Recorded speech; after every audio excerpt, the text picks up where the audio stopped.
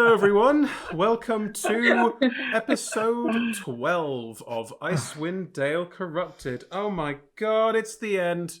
It's the end. Well, it's the end in 3 hours. In 3 hours, we will be shuffling off this mortal coil and moving on to other adventures. Or, hang on, I'm not going to die. Well, you might. I'm not going to.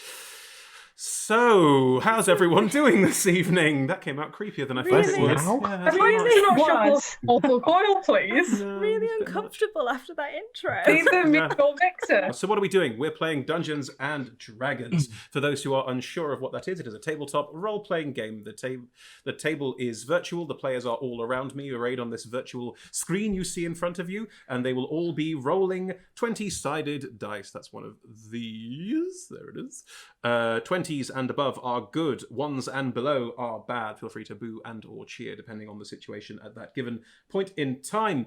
And I play everyone who is not one of the 5 player characters, including all the monsters they're currently trying to kill halfway through the final battle where we left off at the end of last episode. If you're coming in fresh, there's a lot going on very quickly. So welcome to the party. But before we dive into the really deeply, deathy party. The really deathy party, that's it, yeah. Well, before we go any further, why don't we go around the table and for one last time, can you please I invite you to give your name, your pronouns, your character's name, their pronouns, and describe maybe how they got to this point, how they're feeling in all of the build-up to this very situation we find ourselves in now, starting with Poe. Hello, I'm Poe. I use they, them pronouns, and I, for the last time, am playing Victor, a Tabaxi cleric who uses he, him pronouns.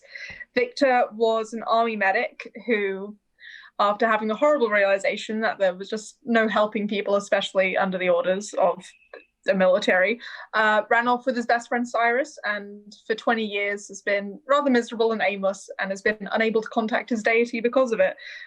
Within the last week, he has eaten some black goo and been corrupted, TM. He has been tricked by the Devourer into thinking that the Devourer was his deity.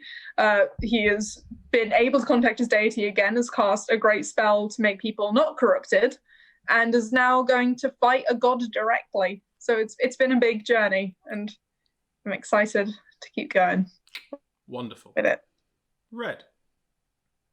Hi, I'm Red. I'll be playing Milk, he, him. Milk was a spy for the Arcane Brotherhood and remains so, who has, whilst following out his duties, also been trying to deal with a sort of personal hygiene problem, I guess you could say, where he was trying to remove the alien eggs that were nested in one side of his face and has managed to do that. I mean, almost by outsmarting the evil god that we're now trying to kill, but not really, because he did end up dead anyway, and then was saved by his pet squid. It was a whole thing.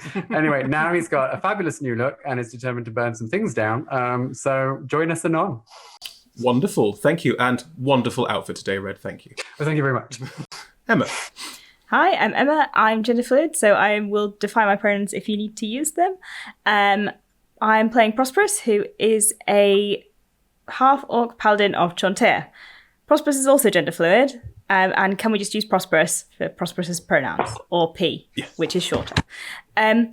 Prosp'rus has been on an adventure, which is great because Prosp'rus likes adventure, and has been through quite a lot of deciding whether adventure is a good thing or a bad thing, and I think has come to terms with the fact that adventuring is a good thing and Prosp'rus likes adventure. However, currently staring down at a raging frost giant, probably up at a raging frost giant, they're quite tall. Yep. Not super happy about this moment. We'll see how it goes. Yup. George. Hello, I'm George. My pronouns are he, him, and I'm playing Ash, or Ashra Beckett, or Ms. Beckett, who uses she, her pronouns. Ash started out from a patrician, well, prior to the campaign, she came from quite a patrician family in Luskan, and kind of, after a big family tragedy, fell into the sort of the great game of power politics of this kind of secret organizations and into Nessine squabbling and all that kind of Game of Thrones-esque bullshit. That was her life, and that's sort of been what she's known, and she's been quite good at it. But being up here in the Dale, taking on this assignment and kind of this crisis in this group of people that forms the party, has kind of shown her that is not a great way of carrying on your life, and that there is more to it, and there are more dynamics between people, and this is probably a good thing, I think, for her, even though it's like getting onto scary territory.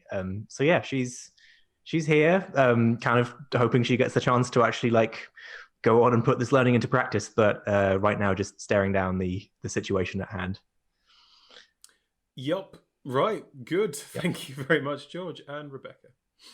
Hi, I'm Rebecca. I use she, her pronouns. I'm playing Ivy, who also uses she, her pronouns. Ivy, 8-9 months ago, was called Persephone Iamon and was a hired assassin for a very evil organization called The Pitch. After some small, polite fallings out, she went on the run with her little sister and rocked up at 10 Towns and then Camp Howell. And did an abysmal job of pretending to be normal and not a hired assassin. Has had fun realizing that maybe you can kill monsters instead of perfectly innocent people, and is learning that maybe even making friends might be a possibility in a really calm and cool and not awkward way at all. Mm-hmm, mm-hmm. Yeah. We have clips that disprove that, but yes, yep. This is canon. Lovely. Thank you, everyone. So, before we kick off, the stream will run for approximately 3 hours with a break somewhere near the middle. It's improvised, so we'll have to play that a little by ear. We have 2 excellent sponsors, D&D Beyond and Ultra Pro. D&D Beyond are a digital tool set for playing the Dungeons and the Dragons. So you can make characters on there, look up rules on there, have monster compendiums, spell compendiums. All the printed adventures are available on there in PDF and readable formats. It's just really, really fantastic for playing D&D over the internet, which is what we're doing. So thoroughly recommend you check that out. And yes, at the moment they have all sorts of wonderful things on offer, including they've got a new dice rolling app that literally rolls directly on the page, and there's currently a set you can get as a subscriber that look like little potions of healing. So do check those out. They are mighty fine. We're also sponsored by Ultra Pro, who, instead of digital tools, are all about the physical tabletop and provide a variety of excellent dice bags, dice boxes, character sheet wallets, all sorts of delightful things for your tabletop, including this very thematic Mind Flayer dice bag. Ooh, Is there like a hidden Mind Flayer that you haven't told us about yet? No, I was going for the fact there's an aboleth there, cool. And they're similar. And, anyway, this is unbelievably a dice bag. You unzip the back of the head. It is excellent. So yes, if you'd like to win a Mind Flayer dice bag, not this one, we have a pre-wrapped one, obviously. Do join us in the Twitch chat today. Just say anything, and as long as you have a UK address, you are eligible to enter and win this delightful little fellow. So do join us there and try and win it. Otherwise, 2 other important AOB. We have played with a variety of safety tools you'll see us using throughout the stream. Pause cards, like these, which we will hold up if we need to pause at any point for any good reason. We also will use language around lines and veils. There's a tabletop RPG safety toolkit, which the link will be in Twitch chat now, which we thoroughly recommend that you use in your home games as well as your stream games. It's a fantastic way of making sure everyone is having fun, which is very, very important part of what we do, despite what my intro might suggest.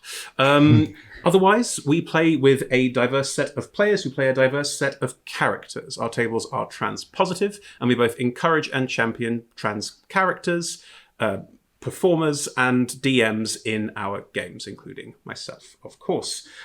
You may see characters portrayed by a person who is of a different gender to that character. That's because we're role-playing. There will be part of that is involved in that. We are very cautious around misgendering. We have a misgendering policy if anything comes up, so you might hear that used. But if you think we missed an instance, or you think there's something we've missed around gender in particular that you'd like to flag for us, then please pop it in the Twitch chat, send us a message at info@adventurerswanted.co.uk, or connect with us on social media and let us know. We're always open to more information and, of course, being corrected. Cool. That's the intro. That's all the bump we have. So now we're going to dive in, everyone. You ready? Yeah, let's kill an Mid-combat, diving back in. Boom. I'm not ready. To the final episode of Icewind Dale, Corrupted.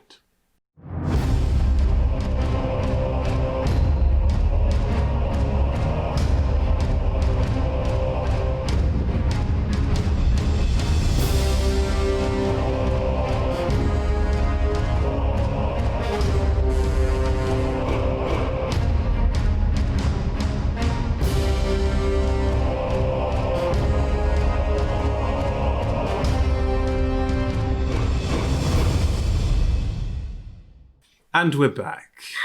And as you can see, our initiative tracker is already set up with beautiful minis of all the characters from HeroForge.com. So, I will remind you all of the situation that you find yourselves in, and I will also now try and do a plot recap for everyone who's joining us today. So,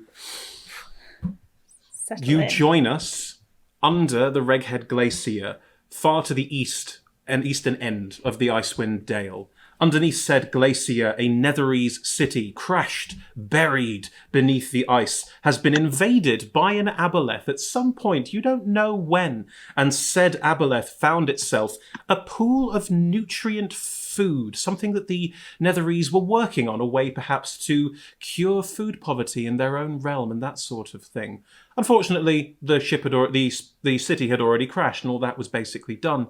But this strange creature, this devourer, decided to use this thing that it had found ways to enslave people with its existing abilities through said ooze, and used it to surround itself by an army of people willing to help it. However, it didn't realize until too late that the ooze and its own abilities lost their powers in sunlight, and thus it remained trapped, slowly aging, losing its ability to hold itself together. And that is where our adventurers find them. You made your way down to this city, Sinoriax. You found your way through it. You had already experienced this black ooze, seen its effect on yourselves and your friends. And since the Icewind Dale is currently stuck in a perpetual night for reasons we're not going to expand on in this adventure, by Rime of the Frost Maiden, by the way, you needed to deal with this because suddenly its presence could expand further. Without the limitation of sunlight, suddenly the Devourer's reign could go on forever. And since you don't know if and when the sunlight's coming back, now it needed to be stopped. Making your way down here, you managed to make your way through the city. You managed to return a member of a local tribe back to her people, and in doing so, empowered her and made her, frankly, a hero of her people. A marvelous little side story we managed to build in there. And as such, you are now mid-combat with this devourer, half submerged in a tank of the remaining nutriment, as you found out it was called. Just to set the scene for everyone, the devourer itself is sat in the middle of a tank of nutriment. This tank of nutriment has stone outsides and sides and a steel door. That door is shut. There is a crack up one side of this, and said crack, you can see into it if you're at the right height, otherwise it's just a crack with some of the nutriment dripping out on the side. Roughly 10 to 15 of your friends from your camp, the most recent of the Devourer's conquests, were helping it, bringing the nutriment back into the tank from where the crack was and trying to fix it, along with 3 rather trollish-looking frost giants, which you've encountered before, these frost giants with trollish features, as frost giants will, when it gets very cold and food gets scarce, consume the heart of the ice troll to allow themselves to exist for longer in this state. Anyway, these 3 very angry frost giants were clearly keeping watch. These 15 or so of your allies were helping bathe the devourer, keep it wet, keep it alive. And in the process, you interrupted it. Viktor casting Dawn and the sunlight that you create from your spell, clearing the effect in the minds of all of your companions, as well as the frost giants who are understandably a bit cheesed off and are now in a fight with your paladin, Prosp'rus. Ashra, you are nearby Prosp'rus as this fight has commenced, as are your 3 skeletons.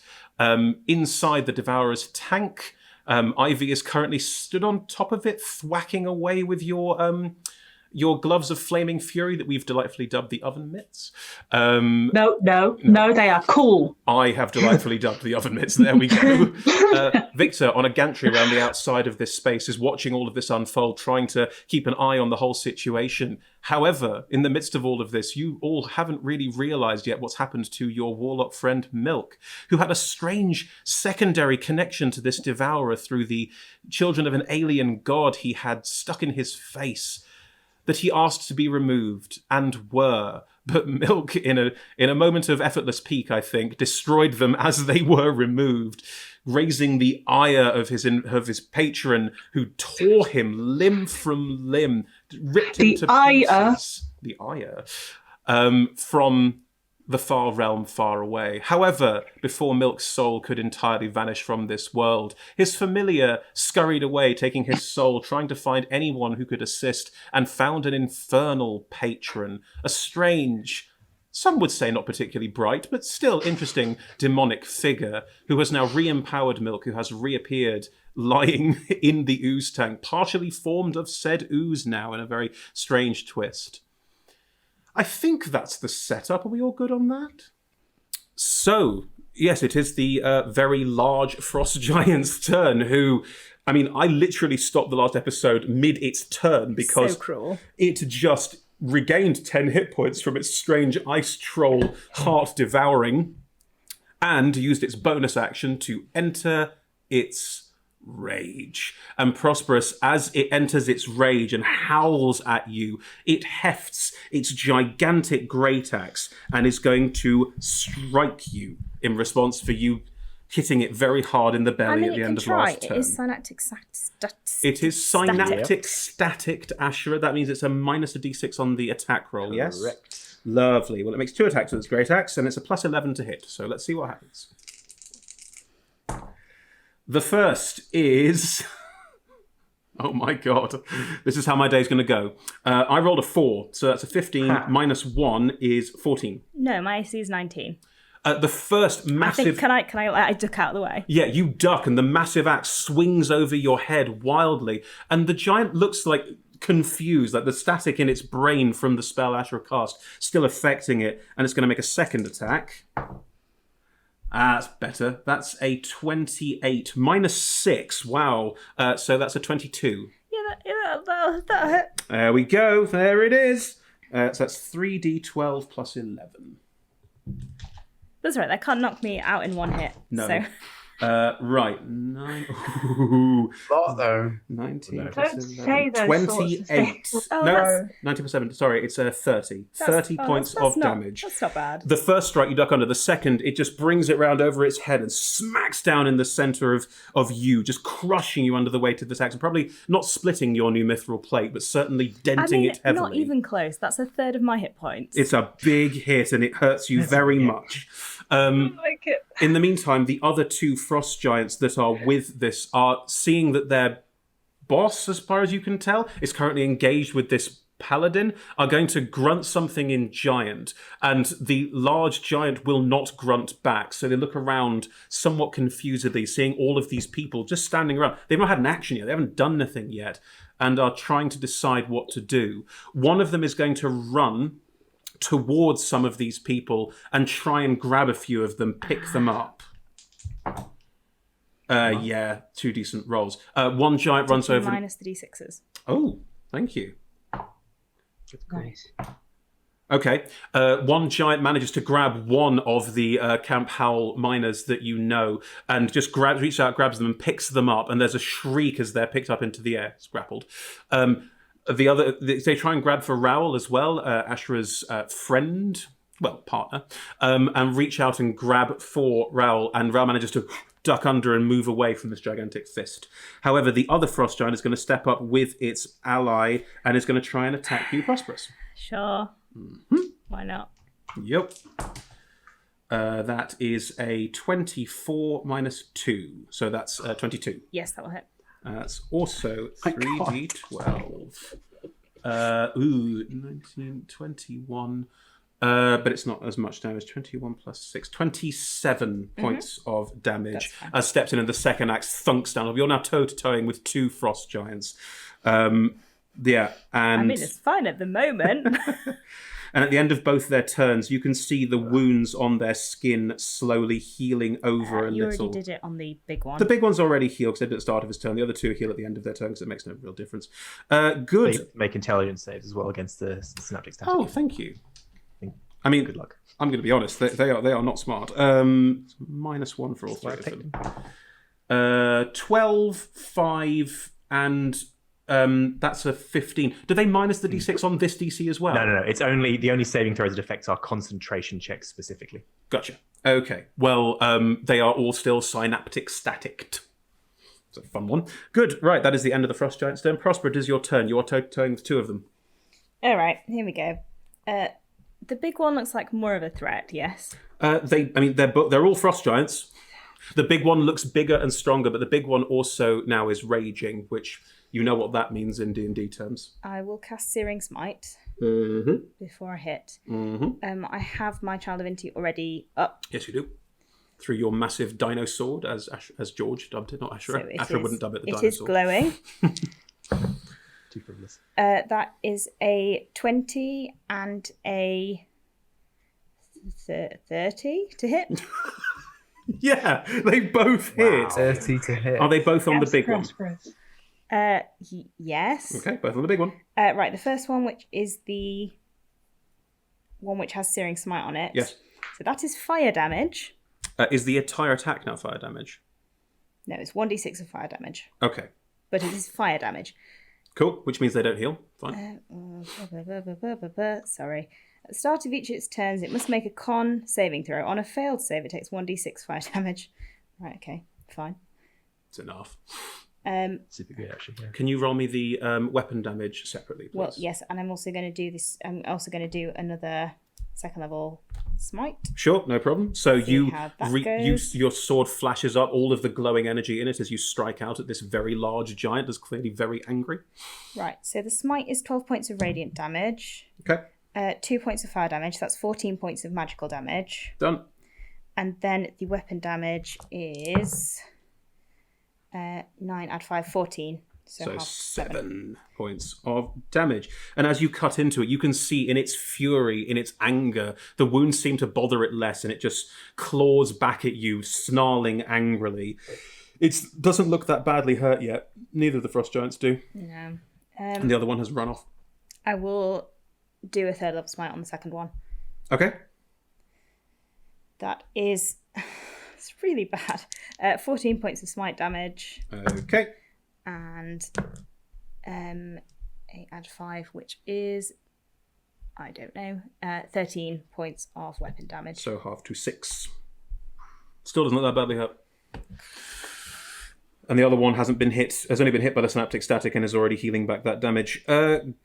Prosp'rus, at the end of your turn... Yes. Here it is. No, we've already had the legendary actions from the Aboleth, and it can't take lair actions because lair actions happen on initiative count 20, so it can't do anything clever. Prosp'rus, at the end of your turn, it is the Aboleth's turn. The Devourer sat in this half-mucus pool. The only threat it currently has around it is Ivy. Good. What's it going to do? Well, it'll do what it always nicely. does. Ivy, make a wisdom saving throw. Yeah. I'm wise. This will be fun. That's a really good apology, right? That's got to be really good if it's a wisdom saving throw. 18.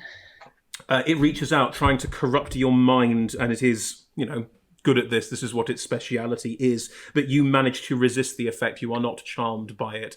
From the outside, in your mind, you hear telepathically, "This isn't what you want to do." But you're not charmed by it really is. Great, fine. That's the end of its turn. Wow. Good. It doesn't have any movement because it is basically inert at this point because it's mostly calcified as described. That is its action. Cool. At the end of its turn, Ashra, what would you like to do? I was trying to work that out. I've been trying to work that out for a while. The frost giant, the non-raging frost giant that only attacked once. Is that correct? The non-raging frost giant that attacked Prosp'rus only attacked once because I can't read stat blocks. Should have attacked twice. Oh. Well, I'm okay with that, but that means it makes it easy for me to decide what I'm going to do. That's good. Okay, so I'll cast slow on the 3. Can I hit all 3 frost giants? If you now hit all 3 because one of them ran off, you'll hit some of the random camp howlers. It's choice. I can choose which creatures in the queue to affect. Up to 6 creatures of my choice in the queue. Then you can affect all 3 frost giants. Sure. What do they need to roll? Wisdom saving throws. Oh my god! Right, good. They're really good at those. Not concentration, so they will be affected by both. Good. Okay. I'll roll the big one first because it has a bonus. That is a 17 from the big one. Oh, it just passes. The 2 small ones do not get that high. So the frost giants who are not the big raging one are slowed, but the big one doesn't appear to be affected by it at all. If anything, the rage seems to stop it from being affected by it. Yeah.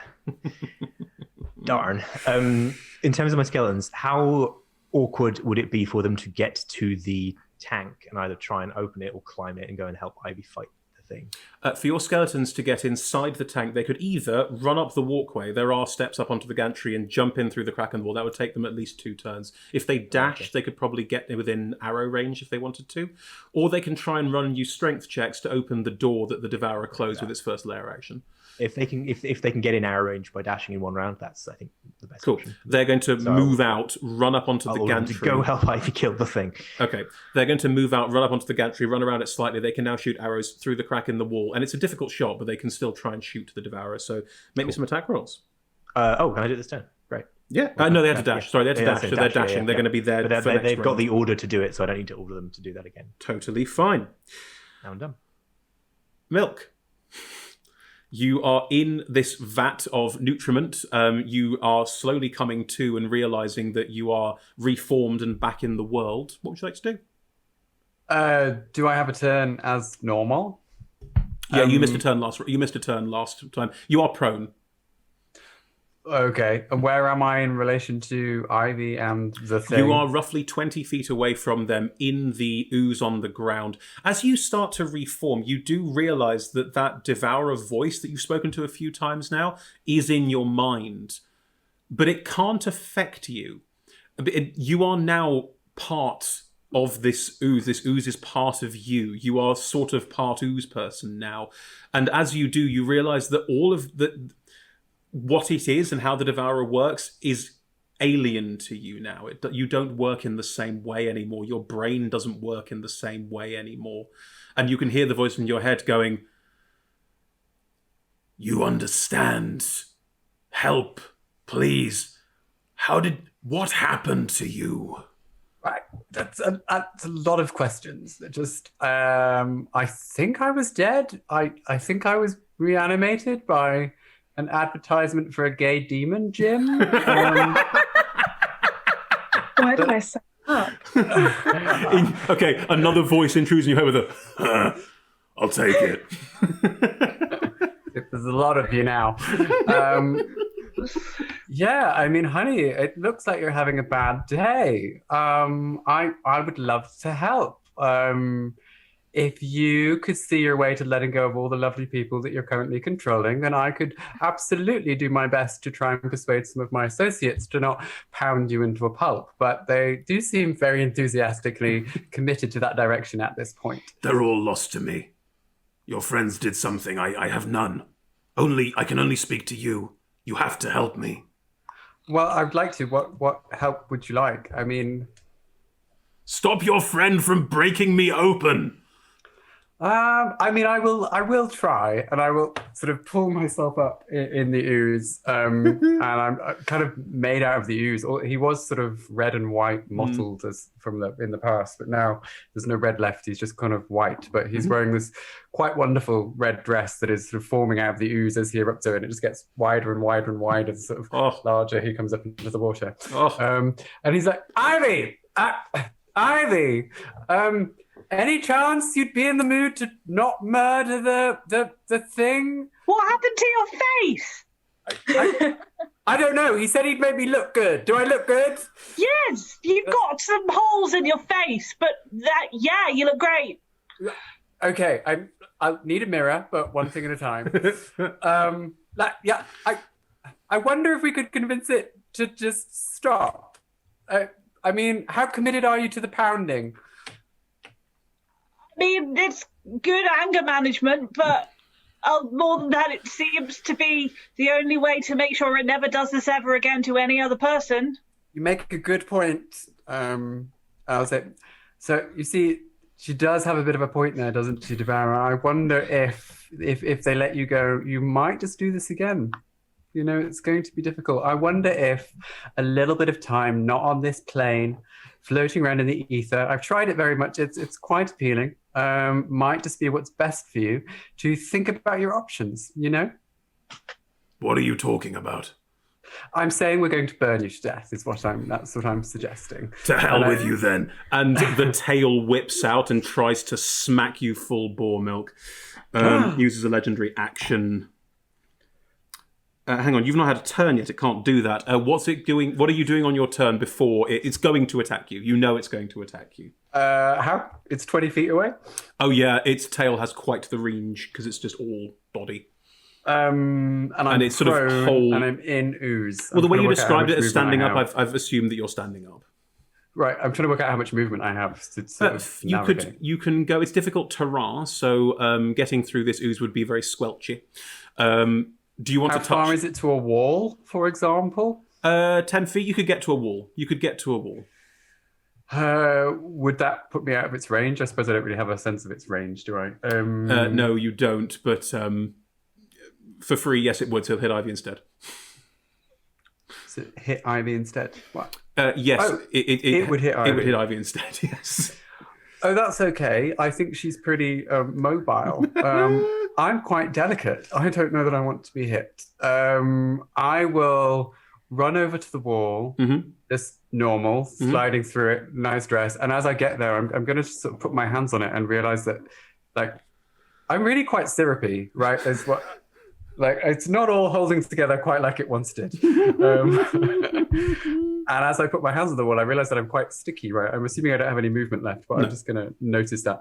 Push myself back against the wall. And then I'd like to try and cast one of my new spells, which is Wall of Fire, on it, but without hitting Ivy. I want to go in like a little circle in a column right in the middle of it. Fantastic. To make sure you don't hit Ivy, what you can do is make the wall probably like go around it a little bit. So it's sort of like you're catching part of it in a wall of fire, but the bit Ivy's on isn't in it. So like this, bloop, this. Yeah, exactly. Okay. It'd be that. And Ivy suddenly goes, whoa, as this wall of fire just grows. And it's not just like, flame, fire. It is infernal fire. It is crackling and awful. And Milk, as you're casting, your spell casting has changed. Like how you cast spells has changed, and there's an infernal element to this as you just like draw fire out of the ground and surround this creature with a little bump for Ivy. And Ivy, you can see this flame isn't hot. It's very strange. And then you realize that it's hot on the other side of this wall as it just burns on the inside, and the devourer screams in almighty pain. What kind of saving throw do I have to roll? That would be a dex saving throw. How is your mobility, hun? It rolls with dex with disadvantage because it's part calcified, so I lose my natural 20, and instead it rolls a 5. Oh yay! That's Am lower I going than to burn a legendary resistance? No, I've already burned one. Am I going to burn another? I will burn another one. Yes. What does that do? It automatically passes. Okay. That's fine. It will just get you at the end of your next turn, unless you're going to run away from there. Does it take half on a fail? It takes half on a fail, I'm pretty sure. Yeah. Oh, it does. Oh, roll me the half damage. Thanks. As the flames, it does. Like you can feel it's sort of like wriggling, trying to get out of the fire, but it's really very much immobile in this ooze. It's a water-based creature, so. 13. Milk, is this you? I think it is. It's a new look. I'm trying something out. I like it. Just don't, not me, but I like it. No, just don't get too close, I don't think, to it. And 13 pound away. Points.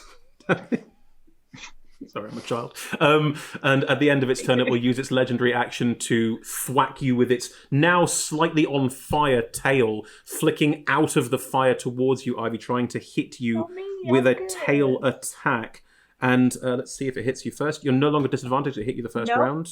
Yeah. So that is a 13 to hit you. Flies over your head, and you just manage to move around as this gigantic fish, sort of half calcified fish, is just flailing around. You riding it, this wall of fire all round it as it moves around. This combat's mental. What did you do today, Ivy? I fought a half calcified fish. Ivy, it is now your turn. What would you like to do? Hit it. Check out. My tattoo activates again at the end of this turn. Yes. Okay, so I'm not going to move right now because I want things. Yeah, I am going to just jab cross into its stupid head. The bits you're punching are outside the flame, so you're sort of like pummeling parts of it where it's already like. Actually, your gloves are hot. If you want, you can be punching just into the fire. So you're punching the edges and cracking where the fire is, so the flame starts searing the inside. And I'm going to do it just for the aesthetic, yes, please. And there is that slightly lovely smell of cooking, like almost lobster. Sort of, Oh, I didn't roll particularly well. It's an 18 and a 19 to hit. you know, that's so terrible. it has an AC of 17. So you know what, you're fine. I'm also going to, I'm assuming this will fail because it's like an aboleth, but I'm going to try spending a key point to stun it. Okay. Yes. So it needs to make a con save. No problem. It's a 10. It's stunned. It will burn its final legendary resistance. Do they come back every round? No. Right. Okay. That was a valuable key point spent. And then I am going You to... could spend more key points and try and stun it more. I was going to spend a key point to flurry of blows, but yes, I'm going to stun it on my second on the cross, please. Aha. That is a 20, non-natural. Yeah, weirdly that will pass. I rolled very low for the first one. I will only just do one unarmed attack for my Cool. bonus action, which hits. It's a 23. Yep. And so I roll 3d6 for normal, 3d6 for fire. Oh, that's 2 6s, so 12, 15. High level combat, it's all maths. Yeah, right? Another 6, so 20, 21, 27, plus 15, 37, 42 points of damage. Oh, nice. Ivy, how would you Hello. like to kill it? Yay! Are you serious? I am. I have to do something cool now. No pressure. This is the climax of the series, so make it good. I'm well, in that case, Ivy will be pretty pissed off that her friend thought it was a really great idea to light the thing she's standing on fire, and we'll use that extra bit of exasperation, and we'll probably, because why not? She's been sort of standing and punching down, but will use momentum to jump and then punch straight down. So use her body weight to power further through its skull. As you power through it, the whole like chitinous outside of it just cracks and splats, and as it does, the whole thing just cracks in on itself, like the whole head caves in. And as you punch through it, you realize you are landing in the ooze and have a moment of oh. But the weird blackening influence on the ooze around the body, around this flaming pyre, is slowly clearing away, the black slowly seeping out of the nutriment. It's just this sort of uniform whitish pearly grey colour that it was always without the effect of the devourer in it. And looking at Milk's new skin tone and looking at this, surprisingly similar. At the end of your turn, you get everything back. Yes, go on. Just movement. Yeah, sure. I will get back to the gantry where Viktor is. I've got 60 feet of movement, so assuming I can do that. Yes, 60 feet would get you. It's difficult terrain in the ooze, but I will allow that you as a monk could be sort of running, jumping, getting so half wedged in the crack. You're not fully through yet, but you're on the way as you run away from this crushed body of the devourer. Doesn't mobile make you disregard Mobile difficult does terrain? make me disregard. Fuck it. You just difficult terrain. you run across the top of the ooze. You run across the top and leap and climb your way up incredibly quickly past Milk, who's still like just there. Hi, Dan. As I go, I will just go, folks, I think we overestimated the challenge. I think maybe it's dead. Well, then could you help with these fucking frost giants? As you kill it at the end of your turn, Ivy, it activates its mythic trait. Yeah, too easy. Oh, I don't know what that is. What does that mean? What does that mean? What does that mean? A mythic trait is a new thing that came in with some recent books that D&D published, and it's amazing. It regains. Is it really? all of its hit points. And as it... I take it back, it's not dead! Ivy, as you run up, you don't notice this. Milk, you see this. The Devourer's body is gone, and the flames that are currently licking around it are still the same. You and only you, because you're the only one still connected to it, hear a horrific psychic scream as a blackened cloud seems to seep out of it, pour upwards through your flames. And you know there's a presence there, but as the cloud dissipates, you can't see it. Oh, Ghost Aboleth. You evil person. Ghostaless. There's a movie called Ghost Shark, and So there is. I know Ivy doesn't know, but just checking, Rebecca understands. There is an invisible, misty aboleth that can do a bunch of damage, and we can't see it. on the money. Do you think it's likely to stay in the wall of fire? Don't like that. We'll see what happens on its turn. Good. I'm heading for Viktor. It's all going to be okay. Good. Victor, it's your turn. Ivy appears to have defeated the Devourer. Yay! The only person who has any idea that something's going on is Milk. I'm still fighting 2 frost giants and I have 37 hit points. Just FYI. Busy day. Much easier than expected, I suppose. 2 frost giants! Right. Yes. Goodness. I would. First of all, for my bonus action, I'd like to move my spiritual weapon over to the frost giants and then attack the one, I guess, closest to Your Prosp'rus. spiritual weapon can only move 20 feet around and is currently floating next to the Devourer's body. Oh. The only way to get it out at the moment, because the door is closed and it can't move through things. Can it move through things? Right. It can't move through solid objects, Sorry. can it? No, I don't believe it can. Sorry, No. the geography. If it starts floating back up towards the crack, it'll take about 3 turns to get back up there. I'll start that process. Mm-hmm. Can Ivy, just as Viktor is doing things, go, "Hey, Viktor, want to do the thing?" 37 hit points! 2 frost giants that go before me!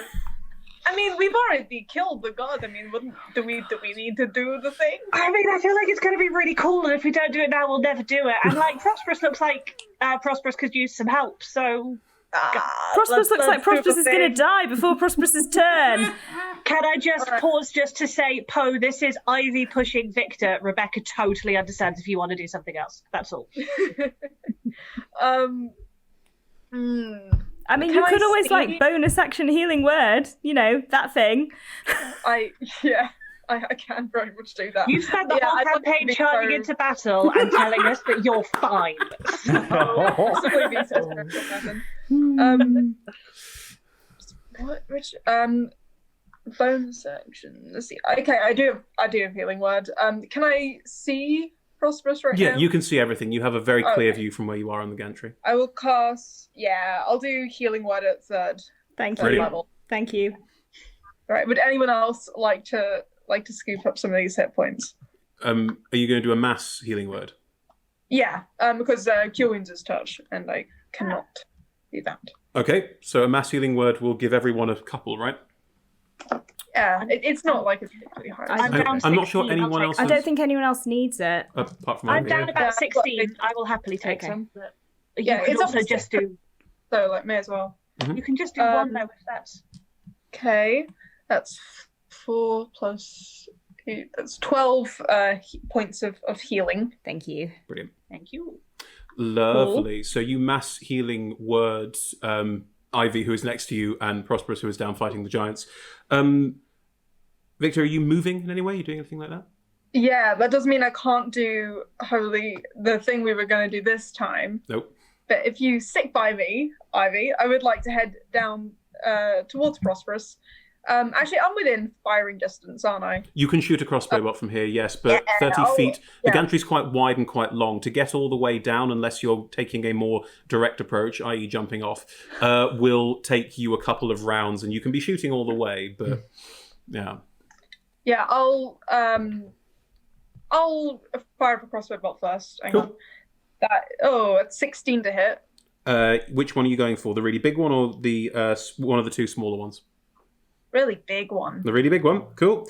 The really big one has an AC of 15, so yes, you hit. Yay! And that is with Divine Strike. Where is it? There we Can you do the weapon damage separately, because I need to halve it? Oh, yeah, sure. So the weapon damage is 8. 4. Yeah. And then the radiant damage is also 8. Okay, that's 8. It's taken full. Cool.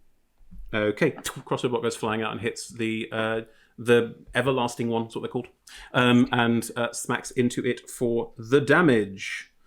Right, at the end of Victor's turn, all of the people around you who are suddenly being cleared of this,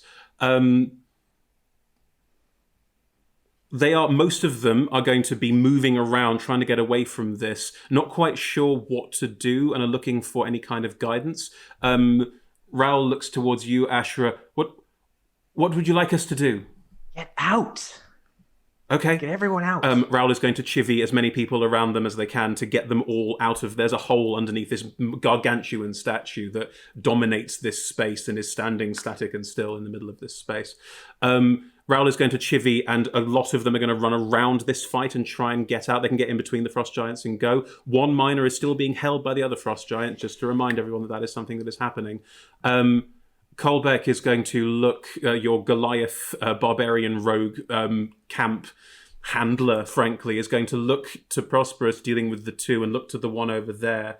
Get that person out. All right, and is going to run off and start attacking the other frost giants. Going to do some average rolls, see what's happening. Throws 2 daggers as he goes, which land in the frost giant and snarls, and he's just running up. He's not as tall as a frost giant, but he is big, so he's up to the frost giants like... I'm going to say navel, where Prosp'rus was sort of up to the hip. Hey, I'm pretty tall. Kolbeck's huge. Kolbeck's a Goliath. But yes, he's just running off and helping. So that is also happening over there. Good. The really big one doesn't heal any damage because it's on fire. Oh, it needs to make a Constitution saving throw. Because it's on fire. Ooh, that's not bad. 16? No, it fails. So God it damn. takes 1d6 fire damage. So it still doesn't heal on the next round either. That is 5 points of fire damage. Yep. It's starting to look a little bit badly hurt. But it's raging and doesn't understand. So it's just going to keep trying to attack Prosp'rus. The first... Synaptic static. Yes, synaptic static. I'm so glad that I'm here and I can see your dice, Chris, because you're bad at this. That is a nat 1. Yes. The first strike, it swings at you again, but the burning, it doesn't like the burning, and the rage doesn't stop the burning, and the burning means it's not healing, and it's clearly something's wrong. Oh no. And it's not happy about Poor that. Frost giant. There it Oh, is. it's in the back. 28 minus 6 again, so 22. 22 again? 22 to hit. 22 will hit.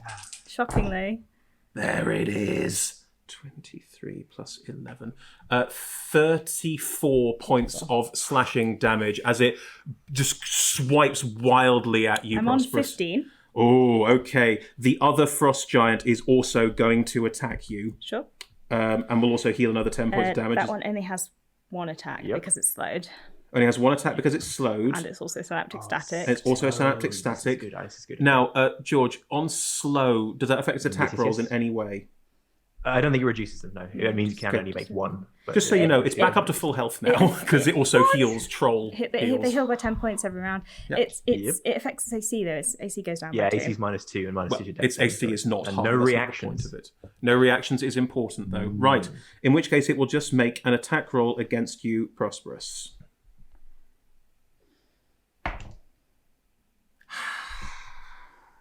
That is a 21 to hit. Yeah, that hits. Did you roll? Is that including synaptic static? Oh, sorry. That is a 19. Yeah, 19 hits. Douglas. Oh, and it's a good damage roll as well. That is... No, sorry, I can't read. 15, 16 plus 6. That is 22 points of damage. So 22 would knock me out, but I have relentless endurance, so I come back at 1 hit point. Oh, 1 hit point. 1 hit point. Oh my god. We can work with that. Jankle day. So To anyone who jump can see me, down it looks it's a blow that would fell most people, but I tough it out. I mean, let's describe that visually. So the first strike whiffs I did just again, describe it and then the visually. second is a hit, and it goes in by the neck. It is like there's a gout of blood. It's a horrific attack. The kind of thing that would usually like cut someone's head off. That's the brutality of the hit. But Prosp'rus, even with half a gigantic axe stuck in the side of Prosp'rus's neck, just bears it the fuck out. And maybe goes down onto a knee. One knee just takes the hit. But yeah, you are just standing. Just. Okay. Wow. Right. At the end of the third frost giant is engaged with Kolbeck, again doing some average rolls here just to And he has one attack. and it has one attack because it's slowed and synaptic static. It's going to try and swing at Kolbeck with the miner, who is just like it's just, the attack's way too slow. Is it what's going on? As it goes flying, and Kolbeck just leans back and the attack misses him. It's all very carry on. Good, lovely. At the end- Make some saving throws. Oh, saving throws. Slow and synaptic static. Oh, jeez. Okay. Lots of dice. Well, none of those rolls are over a 7, so the synaptic static stays on all of them. What's the slow? Slow is wisdom. Wisdom. Okay. It's only 2 of them. It's a 15 and a 16 on the dice, but they don't get to add anything. So both cool. fail. They fail. Yeah. Yeah. Okay. The other 2 are still slowed. Wow. Prosp'rus, it is your Nice one, turn. George. Okay. You are this horrible big snarling one has literally jammed its axe into your neck and is putting all of its weight down on it. I only have 4 spell slots left. Shit. I'm gonna... It does look quite badly hurt. I know. Okay. Do it. I will help. Okay. I'm just... I'll see whether I hit it first. Okay, that's a 28 and a 31. Yes, both of those hit it resoundingly. How do you hit it with your sword while it's got its axe jammed into your neck and is pushing down on bone pressure on you? I'm going to stand up. It's like your strength lifts it up a little bit as you stand up into the axe. Oh, Yeah, and then I'm going to just go for it. Oh. Because the fastest way to get this out would be just to kill it. Yeah, can confirm. I'm going to smite at first level on both of them. Go for it. See how this goes. Right, that is 7 add 5, which is 12 points of normal Down half to 6. normal damage. And wow, that's really bad. That is 3 points of smite damage Ooh. on the first one. That's better. That's 9 out of 5, 14, Half to 7. and 8 on the second one. Right, you slash it twice, sort of 2 divine blows as you hit. It's still standing. It is covered in scars, and it looks like it's bleeding profusely, and it's not healing, and it's used to healing. But it's so angry and so furious, and it's putting all of its weight into this axe blow, trying to just cut into you and fell you. But it is a big old behemoth. Right. I mean, it's probably just as cross as I am. Very much so. Right. At the end of Prosp'rus's turn, Oh no. Real bad stitch. This is bad. from within the Devourer's chamber... Oh, at the start of its turn, it takes fire damage. Red, do you want to... Oh, does it? Yeah, because it's still there. It hasn't moved. How high is the tank? The tank is about 50 foot high, bit higher than 100 foot high. We said it goes a lot. It goes quite high up, but the fires. It doesn't. It hasn't moved in game terms. Okay, got it. Then it can have the pleasure of 22 fire damage. Okay, what's the saving throw? Dex. Dex. Yeah, It's not sorry. particular. That's only a 6 on the dice, so it takes 22 points of damage. This ghostly figure, which none of you can see, the fire burns, and Milk, you know something is there, and suddenly this strange force moves and flies out of the crack. Ivy, Viktor, you're right there, so you see this unnatural, strange energy just moves out past you, and you just get the vaguest of weird glimpse of, like, it looks like the Devourer, but it's a ghost now. And as it flies past, and all of you in this room can see it, I need all of you to make a wisdom saving throw. Who is within 10 feet of me? Why? Oh, for your +5. Is Ashra? Ashra is within 10 feet of you. Ashra was nearby as established. That's fine. Oh dear. So +5 for Ashra. Oh. Mine's a 16. That is an 11. Mm-hmm. How's a 17. 31? Yeah, right. Nice. 19. For 19 milk. for Milk. Ivy? 17. 17. Okay. The only person affected by this is Viktor. Oh no. And frankly, hang on.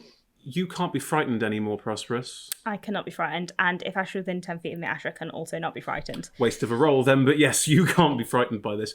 Viktor, you are terrified. And this isn't just the frightened effect. You are frightened, as in game terms, frightened. Yeah.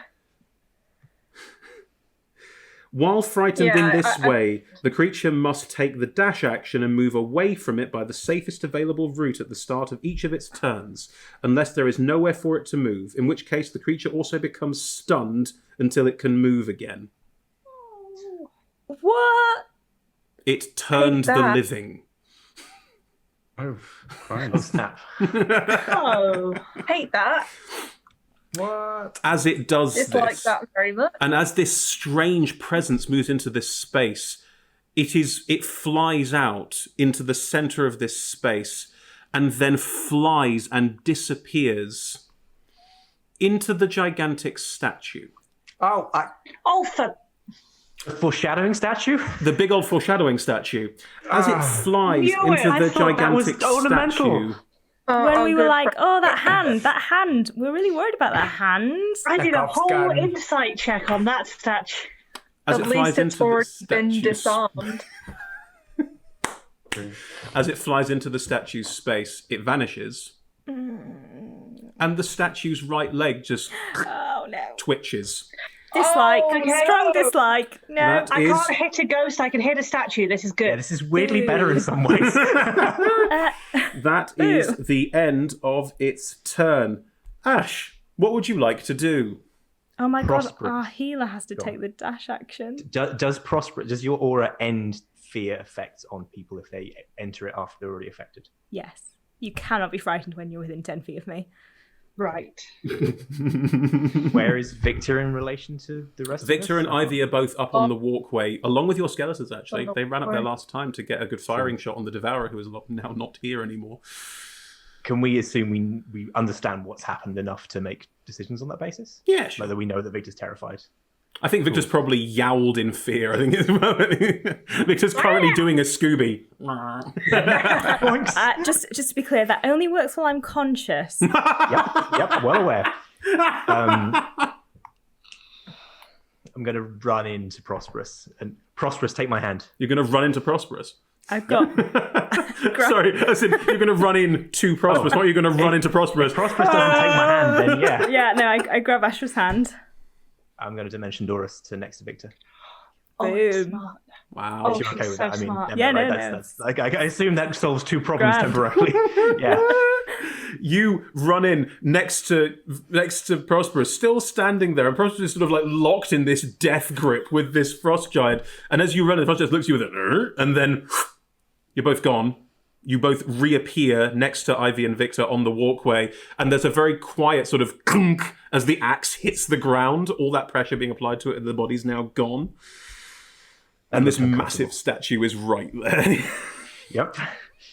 I'm going to have the skeletons as my bonus action. I'm going to order them to target the very injured frost giant. Sure. Because, yeah. Go for it. Yeah, why not? So 3d20 rolls, and you get +4, I think. And not a 1 in sight. It's a 17 and a 16 and a 9, which I assume. Sorry, no, it's more than that. It's 19, an 18, and a 11. The 19 and the 18 hit.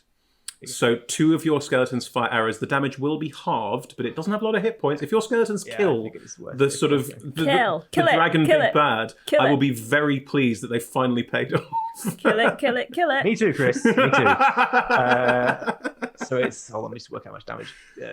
They get, each of them gets +2 and another +4 because I'm a necromancer, so that's 12 before the dice roll, and then not a bad roll. That's 20 points of damage. Halved to 10. Half to 10. It's not dead. It's not dead yet. It's got 4 hit points. Cool. Noted. As the axe sort of hits the ground and 2 arrows hit into it, it just vomits up a whole amount of blood and vomit. It's just not happy. It's very clearly very, very badly hurt. I mean, it could leave. Sure, True. it's not raging or anything. Right. Milk, you're still inside the tank. What would you like to do? Is there a crack? Is there a way Yes. out up there? You can get out through the crack up there. You can also see out of the crack, and you can see that this statue is now definitely slowly starting to move. Oh, that's tricky. It's 150 foot tall. It's quite tall, and there's like a gap right at the level that I'm at, which I could potentially stick my fingers through. You could. It's up at an angle. At this level, it's wide enough for some moisture to seep through. If you start using your movement, because you're now sticky, you could be halfway up and looking through the crack and doing everything you can see. So you're fine in that respect. Tricky. I have no idea how to kill a giant walking statue that's not really a statue, but is a ghost of an aboleth. That's Go! a lot. That's quite a lot of plot armor right there. It has hit points. Tricksy. Like anything else, it has hit points. So I guess job 1 is to destroy this statue, right? That's probably our first task. Okay, so Milk kind of a little bit unsure, but kind of, easily. This is just going to lift up and put 1 foot kind of on the wall and realize that that's kind of fine. And then put another one on the wall, and then he's going to walk vertically up the wall. Cool. And it's quite, and then keep going up until the crack is wide enough. And then, because he's now on a wall in a big red evening dress, he's going to sort of just lean back on the wall and just kind of point his fingers through the thing and Eldritch Blast the statue. Amazing. What does your Eldritch Blast look like now? Ooh. At the moment, it's just very, very smoky and kind of dripping, but with like jam, like not, as in thick, not thin. Oh, literal jam. It's literal canon. jam. Not... It's canon now. Right. Dripping with jam. Tasty What? Eldritch Blast. Eldritch jam. Eldritch on your toast. That's a 16 and a 26 to hit. The 26 hits, the 16 does not. I mean, they both hit it, don't get me wrong. Both Eldritch Blasts impact it, but one seems to crack a tiny portion of it. The other just sort of... hot jam falls on the ground. I'm going to be here for a while. That is 11 points of jam damage. Cool. It takes 11 points of jam damage. Jamage. Damage. Damage. It doesn't seem to notice. That's fair. I mean, it's a statue. It doesn't seem to Does notice. it have or facial care. expressions? Is the face changing? Not yet. Oh no! That was not a happy answer. That wasn't the answer I wanted. Right. At the end of Milk's turn, Ivy, it is your turn. What would you like to do? Hello. There is a raging frost giant who is incredibly poorly but still doing some damage, right? Well, there's the only people around it now are some of your minor buddies who are currently running underneath the statue, which is where the hole you're getting out is. So they're still people, and also it's better to clean up your messes now. So I'm gonna jump down from the gantry Slow fall, Onto and the- it's 50 feet. onto the frost giant and punch its head in, please. Okay, you do an Iron Man leap and punch. Go for it. Good roll. Okay, so that's 18 to hit. Yeah, you hit. Roll me the I don't need damage to on roll that. damage. You don't know. As you, I you mean, just I can. That wasn't very good. It was only 8 points of damage, but still. half to 4, so that's 6 hit points. As you leap off and leap down, Not you half, because half was fire damage, so... yeah, it's about right. Yeah, you leap down and just boom, impact it, and as you do, you slow falls. You take no extra damage from this, but you just hit it, impact it. The flames of your gloves already burning it. It's already not healing, and just it crunches beneath you, and you have landed in the middle of its back of its neck and just taken it out in one hit. The other frost giant is next to it and looking aghast. But yeah, that's the start of your turn. Yeah. What next? How far away is the freaking terrifying statue? About 20 feet away from you, maybe that's 25, close. and it's 150 foot tall. Do I still have movement? I think that leap, technically jumping is part of your movement, so I think this would have been all of your movement to get down to here. There is another frost giant here who Yeah, looks but I like kinda they've wanna healed give all it- the damage. I kind of want to give them a chance to run away. Okay. You can't hold half a turn when you've started punching things, can you? No, you can't. Okay, I'm going to take an incredibly stupid gamble, given I have most of my hit points, and stand in front of the other frost giant going, You're going to try and communicate non-verbally. Well, I don't speak giant and they don't speak common, right? Sure. I will allow that your second punch is a mental one. Can you make me a intimidation roll? I think is the way we're going to go with this. Yeah, why not? You could have just said, I make an intimidation roll. Instead, you got that mime. So, Mental punch. that was 21. Can you do it with It was 19 advantage? on the dice. No, you just murdered them. Well, it's already a 19. Yeah. With advantage. Yeah. I roll in case I get a 20. But You just murdered. No way. As you get up, just look up, and the other frost giant just looks at you and turns around, looks at the statue slowly moving, looks back at you, just edges backwards slightly. Right. Good. Cool. Amazing. less murder. Ivy is very proud of herself for the rest of the turn. Yeah, no, And then looks anxiously behind her for Viktor, Prosp'rus, the rest of her party. This is good news. Less frost giants is good news. It is. Taking out one lot of frost giants hit points to use nearly all of my spells. Yeah. Right. This massive statue is moving more, and it's becoming clearer that it's animate. And it is going to lean forward, and the face is still humanoid. As it leans forward, the eyes sort of grind in the face and split and form into the Aboleth 3 eye down the center of its forehead as it screams, bellows, and the sound is deafening at all of you. Can you please all make me a con saving throw? Most of you are in range of Prosp'rus right now, apart from Ivy and Milk. So, Ashra and Viktor, +5. Yep. What are we making? Con saving throw, please. 11. I know. 25. 25. 17. 17. 28. 28. 22. Amulet of Health plus Prosperous Aura. Right, okay. All of you take half damage instead, except for Milk. Oh, I'm gonna die. Oh, yeah. Oh, bother. 17 halved. He was standing next to Viktor, yeah. 17 points of damage to everyone, apart to Milk, sorry. Everyone else takes half of that, which What is sort 8. of damage is it? It is thunder damage. At that, I collapse, unconscious. Yep. Oh, dear. Oh, dear. I'm gonna use Absorb Elements to cut my half already in half. Okay, sure, that's fine. It just bellows, and that is its legendary action. Right. Viktor, it is your turn. What would you like to do? This has all worked out very neatly, actually. Got blast. Is there any roll, like, I've not been frightened in a while. Can I roll to try and counter Oh, no, this? you're not frightened. Oh, no, because Prosp'rus just went unconscious. But would it have cured the frightened? I would it have- ended yeah. the frightened. Victor, you are no longer Oh, you frightened. didn't have me. So sorry. Prosp'rus is there in next that to case- you. Yep. Yes, goodness me, but I like to heal my dear friend. Would quite like to do that now. Do I have... Oh, I got hella third level spots. Okay, I'd like to cast Cure Wounds at 3rd level. Please do. Thank you. Yes, that's okay. 4, and 7. It's 8 plus 7, which is 17. No, 15.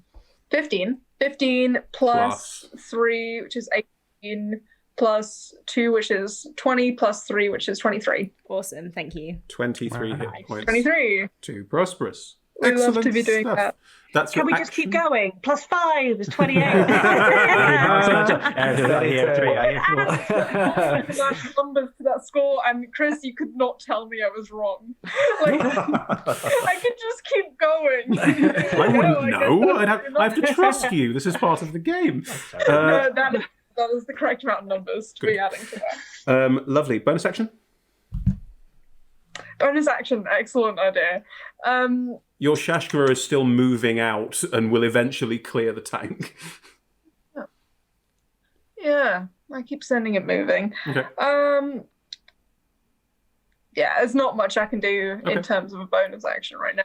I think I'll just move on. Are you taking any movement at all? Oh. Where are the other frost giants in relation to me currently? One frost giant is currently next to Ivy, but clearly disengaging. One frost giant is currently swinging one of your minor buddies at Kolbeck, but both of them have kind of slowed to look at this marvel of the statue moving, and the rearranging of the face, and the damage taking, and the frightening. There's a lot going on. What you could move, but you're on the gantry, and to get down from the gantry, you'd have to go round and down. You're currently kind of set. Yeah, I may as well stay here. I've got a lot of my stuff is ranged anyway, so Cool. I'll stay up here. The two frost giants, because their leader is now dead, are both running. They're both running very slowly because they're slowed towards the exit, and the other one with Kolbeck will drop the miner and just peg it, try and get out of here because this is more than they bargained for. They are both running away. Ivy, the one that's with you, it will. Are you going to attack it as it goes? If so, it will try and disengage. No, it just goes. Cool. In which case, they're both using actions to dash to go 50 feet. They are running past the gigantic statue, running between its legs. And it will take an attack of opportunity. Me? No, it will. The gigantic statue will. Oh, okay. I thought I heard it as Viktor No. for some reason. I was like, It. what did I do? It stomps down and hits both of them in the same stomping foot attack. Feet are very big. 12, 14, 8, 12, 18, 24, 29 plus 9 is a lot. 38 points of damage. Both of them are crushed beneath this foot. They're not like crushed and can't move, but they both just howl as this gigantic foot stomps down on them really, really hard. And you hear a voice from the statue bellowing, "Betrayal will not be tolerated." That's nice. Yeah, there you go. Wow. Yep. Good. Right. Good. Prosp'rus, it is your turn. What would you like to do? Can I turn to Viktor? Be like, was it a ghost? Do you think it's turnable? I think the term ghost, when you're talking about the god, is quite a broad one, but it was certainly intangible and is now inside a thing. Why, you want to exorcise it? Specifically, do you think if you used your channel divinity to turn it, that would work? Nosebleed, I think. Meta fucking gaming. Hey, I can also channel divinity to turn things, but currently I can't because I've used it. And I can do that twice, so. I'm gonna take this turn to not attack anything, and I'm just gonna use some lay on hands to give myself back some 45 hit points. Boom! Paladin!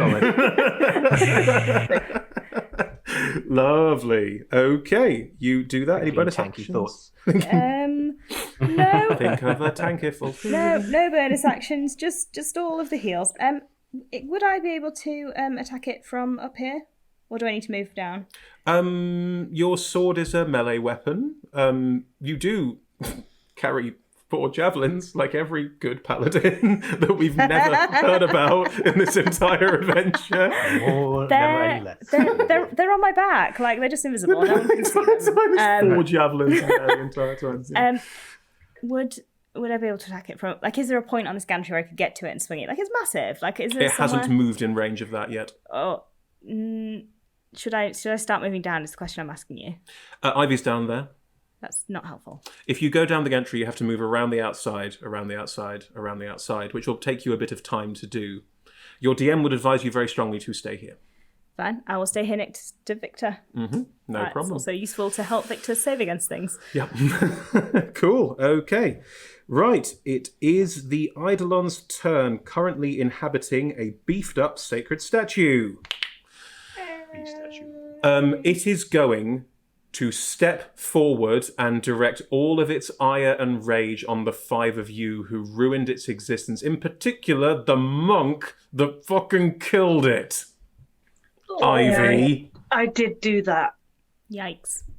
It is going to step forward and try and crush you under its foot while the other foot stays on the frost giants. FYI, the rest of the encampment, all of your people, are now also running around the feet and just running out, no, desperately trying to get away from this mess, apart from Kolbeck.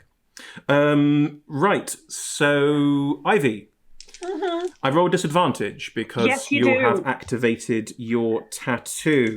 Yeah, looking very, very shadowy. It's a plus 16 to hit, so let's see how this goes. You have to roll a 1 or a 2, not... No, you have... Yeah, you can only... Unless you roll a nat 1, you hit me.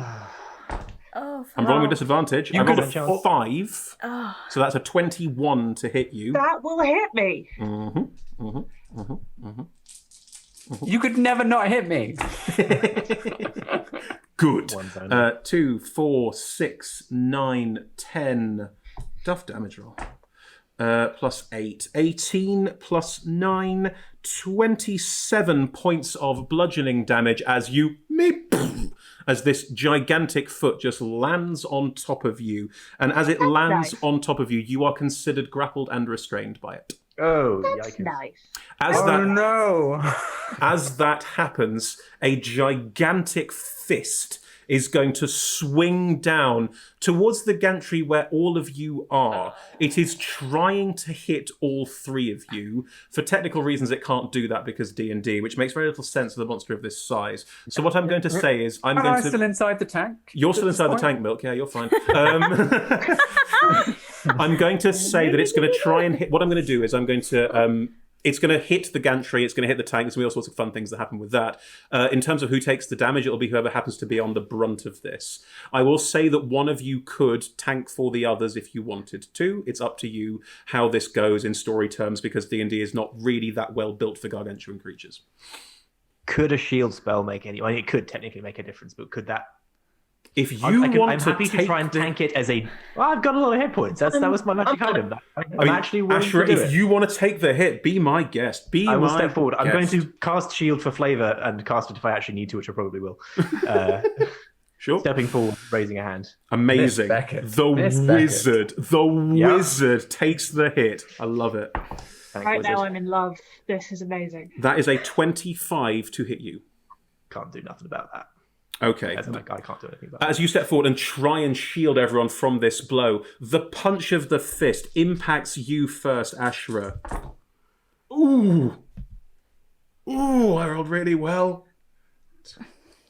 At least I'm right there. Damage. What's the damage? I'm right behind you. It's all right.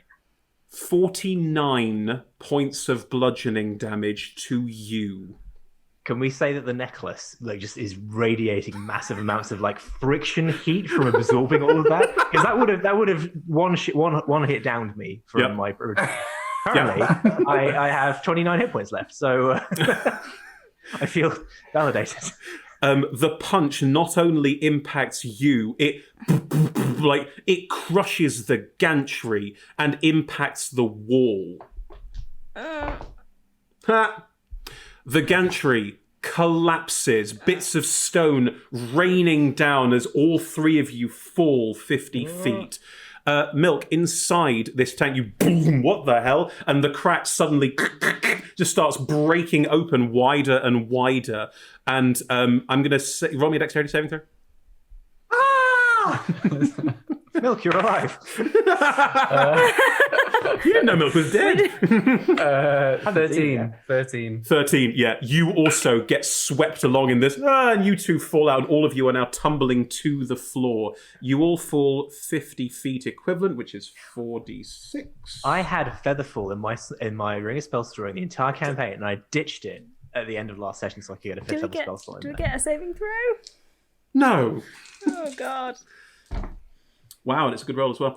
You all take 17 points of bludgeoning damage as you collapse to the floor. This humongous creature laying waste to this room, violently angry with the five of you for ruining its plan.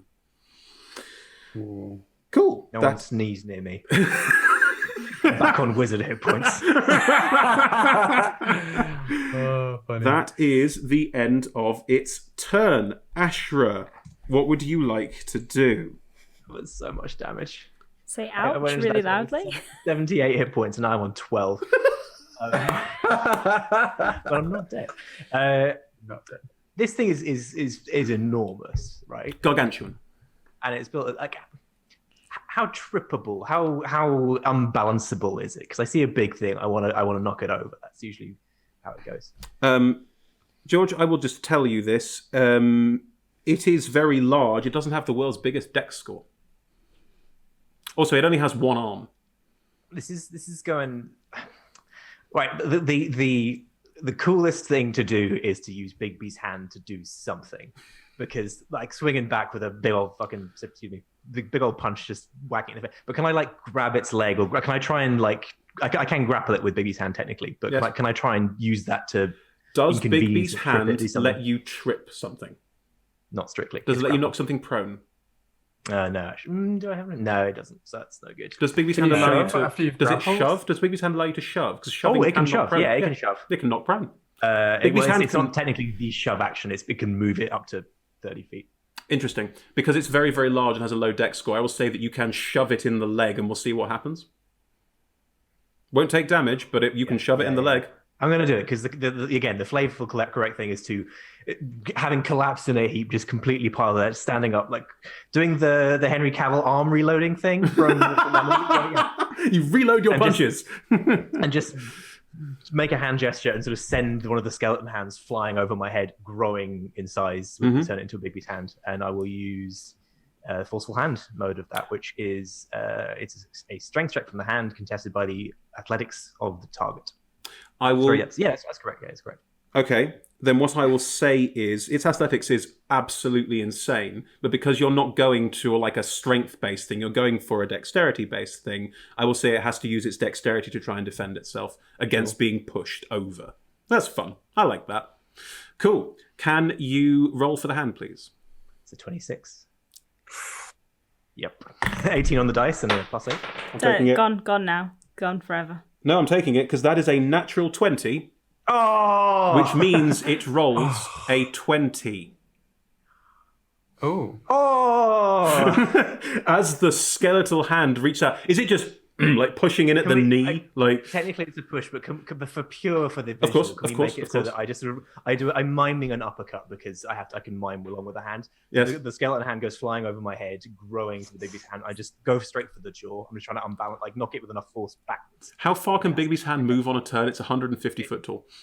With the forceful hand mode, it moves the target 5 feet plus 5 feet for each of my spellcasting modifier increments. I So am it's cheating this a 30 little, feet. but yes. Yeah, The it can hand move at 30 appears feet. near its head and just swoom, uppercuts it in the jaw. And it has leant down to punch with the one hand it has left, dropping the gigantic ball of light, which is shattered on the ground next to all of you, and sort of glowing motes of magic are slowly fizzling away out of this space. It will remain lit for the time being, but it will eventually darken. As it's leant down to do this, your skeletal hand just thum, uppercuts into it, and it and falls back against the wall and the ice behind it that was slowly cracking into the space. And as it does, it stumbles. Both of the things The frost giants and Ivy, held by its feet, are freed by this, no longer restrained, no longer grappled. And as it stumbles back, it's going to ram into the wall. It impacts the wall, and there's a very loud crunching, banging noise as part of the wall disintegrates as it smashes into it, and part of the ceiling starts collapsing down around all of you. You are trashing this space. The tunnel, the exit tunnel, bits of rubble are falling in front of it, and it's going to get harder and harder to get out of here. Just FYI. No kidding. Can I ask, out of character, Yes.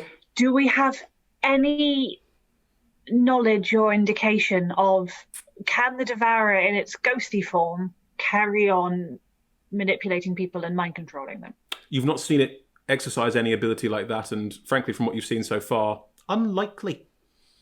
Huh. But could it Cool. reform a new body? Who can say? You can't tell us. I'm not going to. Milk, it is your turn. You are with your friends. Sorry, George. Yes. I'll have the skeleton fire. I'll have the skeleton's fire stuff at it. It seems pointless, but why not? I mean, why not, right?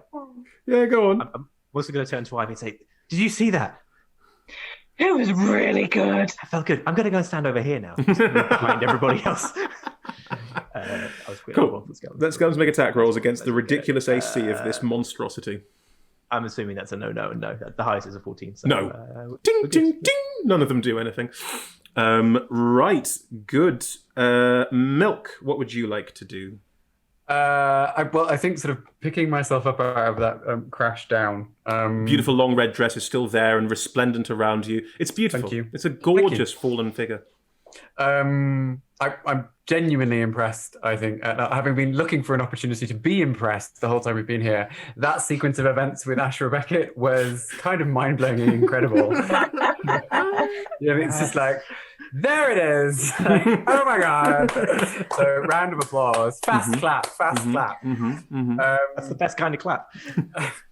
Especially in a red dress. Gorgeous.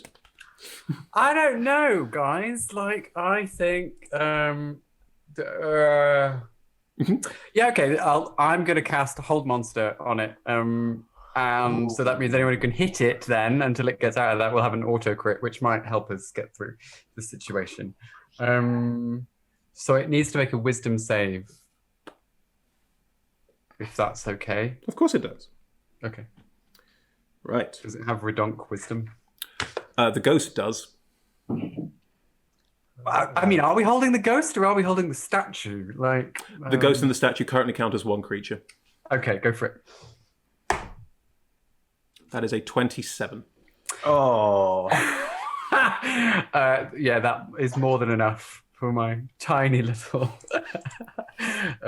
spell saving DC. You try and hold this ghost, but in your mind, the telepathy still hits you the hardest, comes through, and you are nothing to me now. And it doesn't work. Good. Right, that is the end of... do you want to move? What do you want to do? I do. Is there any wall left where we just were coming down? Where you were coming down, there are bits of wall. I'm just going to run up the wall. I just want to get as much distance between me and You give it yourself as some possible. space. I mean, it reaches this entire space. There's not much you can do about that. But Okay. yeah, you give yourself a little bit of room. Right, at the end of Milk's turn, it will take a legendary action.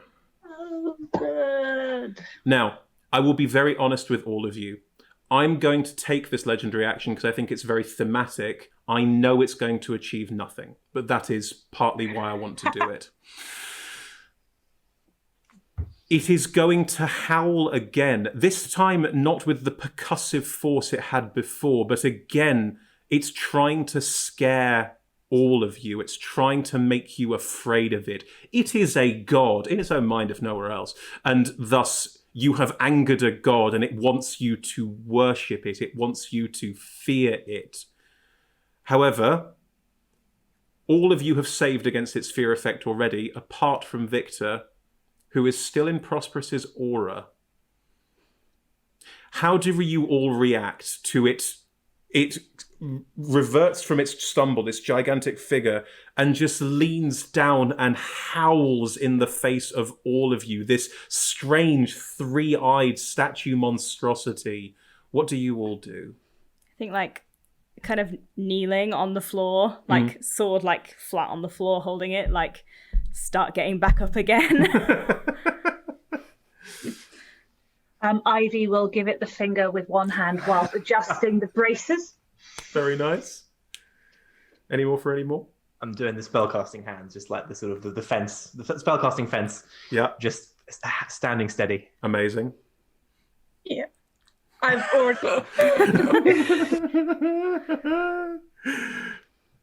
already got like Sacred Flame kind of like brewing. I'm just standing still and steady. Amazing. Because that's where we need to take our break. Join us in 5-10 minutes where will our group of 5 defeat this ridiculous thing, and how do they get themselves out of this mess? Find out in 5 to 10 minutes. Bye, everyone.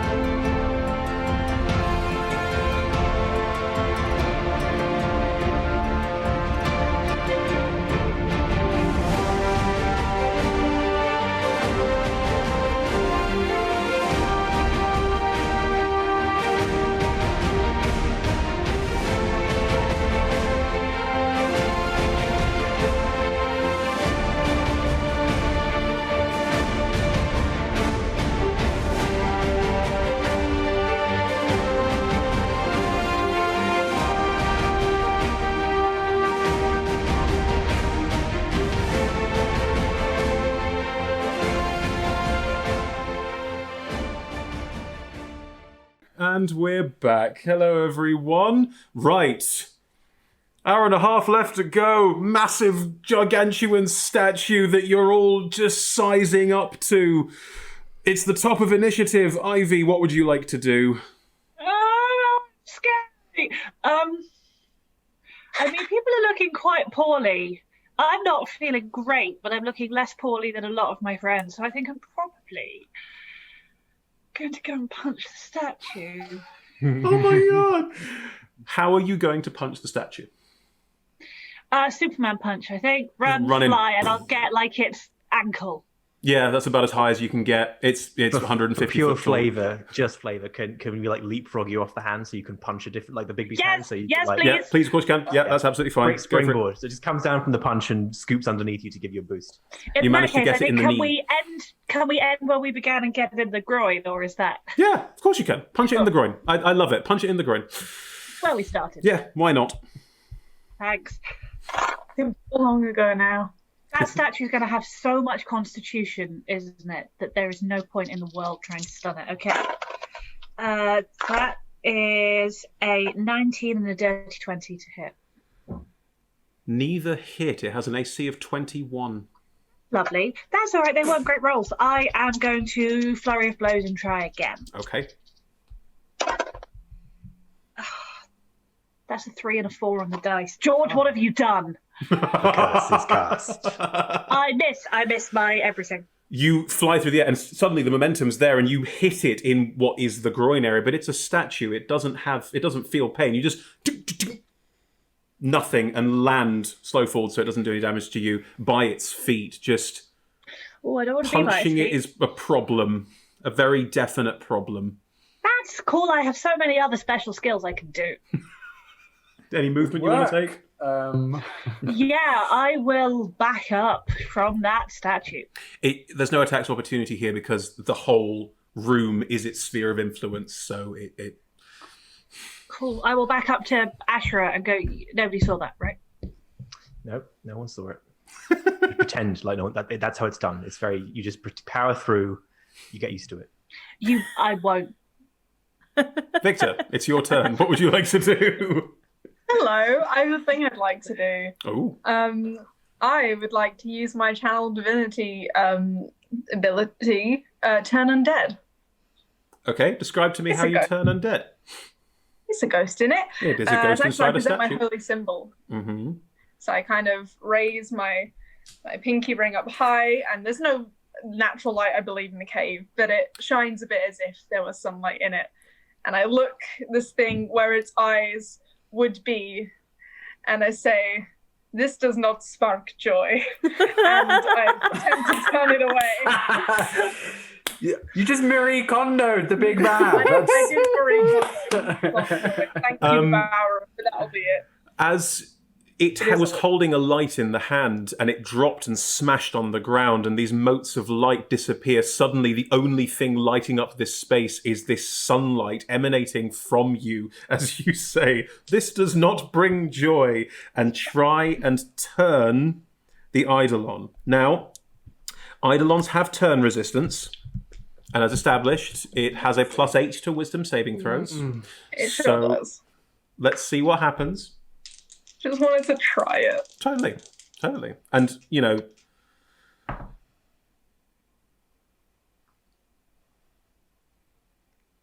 Where is it, Chris? it's a 3 + 8. It's an 11. It's a 3 with advantage.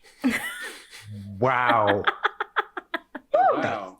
Some things are clearly just meant to be. Okay, what happens when an undead is turned by you, Victor? Let's just get this exactly right. If the creature fails its saving throw, it is turned for 1 minute or until it takes any damage. A turned creature must spend its turns trying to move as far away from you as it can, and it can't willingly move to a space within 30 feet of me. Okay. Can only use the dash action to try and escape. Use the dash action to escape. Crazy. Okay, right. I'm going to allow, because otherwise it's a little bit naff, that the statue stops, freezes in space, and almost like wobbles, like it's suddenly completely stationary, as flying out of its chest and howling psychically, trying to get away from all of you, this ghost devourer just pours out of the chest and is going to be moving away from you, but can't yet because it's not its turn. So it is visible and it is there in front of you. The frost giants have all run away. Kolbeck is running towards the exit. You can just see the figure moving very quickly through this, trying to run towards the exit. And running towards the exit, just turns and shouts, I'll hold the door, and just starts moving rubble aside so you can all get out if you need to at this point. Prosp'rus, what would you like to do? How high up is it? I'm going to say, because visually it is important, that it is about 30 foot up, but because the statue has leant forward towards all of you, there are places you could jump and run. I mean, can I jump and run or can Ivy jump and run? Because that's two very different things. Roll me an athletics check. Oh, here we go. Not an action, I just want to see how this goes. With your javelins, don't you also have a handy footstool, just in case of, I mean, I suppose I could pull one off my back, but that would feel very out of character given that I, haven't referred to them. I rolled a natural one. Oh. You... I mean, it's still a 9. Yeah, you try and move forward towards, but realise you're not going to be able to get up to this thing. Okay. You can't get into physical range of it. Fine. That is up there doing its thing. I'll leave that to people who are good at, range.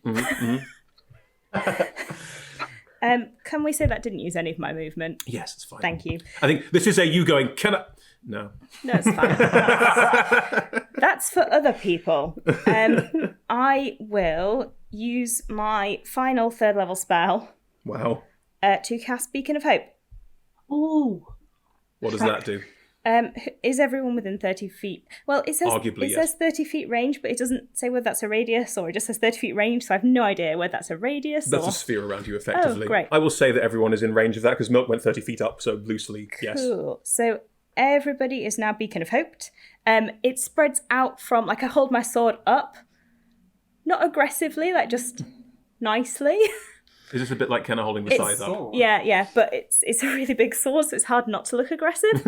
And the glow from the sword sort of spreads in this massive dome around the room, across everyone, and everyone kind of feels for a second hope, which is weird in this situation because, the room's falling apart. So everyone now has advantage on wisdom saving throws and death saving throws, and any healing, they regain max hit points. So good. Yes, thank you. And then I'm going to move towards the door, and I'm just going to hold With Colbeck, you can hold it the door. up. Yeah, cool. You jump between the statue's legs and run and are starting to try and hold this door open with Colbeck. That is totally fine. Right, it is the Eidolon's turn. Does it roll against it every turn, Victor?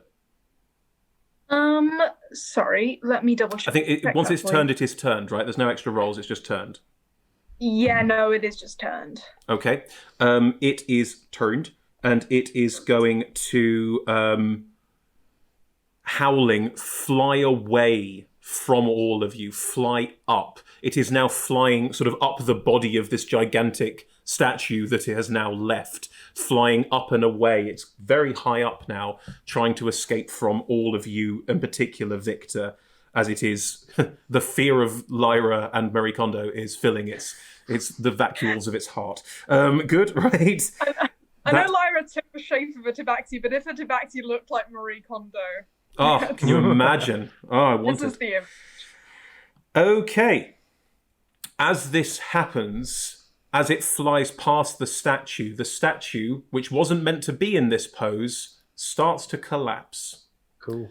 Victor, Ivy, Ashra, Milk, because Prosp'rus ran away from this because of turn order.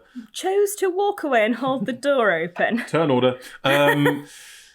Can you always make me a dexterity saving throw? Oh, boy. This could be I very can bad. use evasion, right? You should can be use good. evasion on a dexterity saving throw. Monk? Could be very bad. Wrong. I don't want to know what it says. Oh. Oh. Oh. Oh, dear. natural 20. Yay! Nice. I think, can we say for flavour that Milk is just on the wall, just, oh look, things are falling, and just nothing affects you. Rain of rock, how exciting. Ashra? 8. Ivy? 25. Yep. Victor? 13. Victor and Ashra, you take the full brunt of this, and Milk and Ivy, because natural 20 It I'm going would to be allow. us.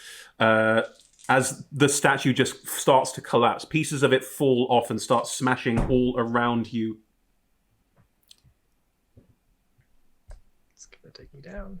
Oh my god. Gathering timber. Oh my It's god. gonna hurt a bit. 20. Yeah, Zero. I'm down.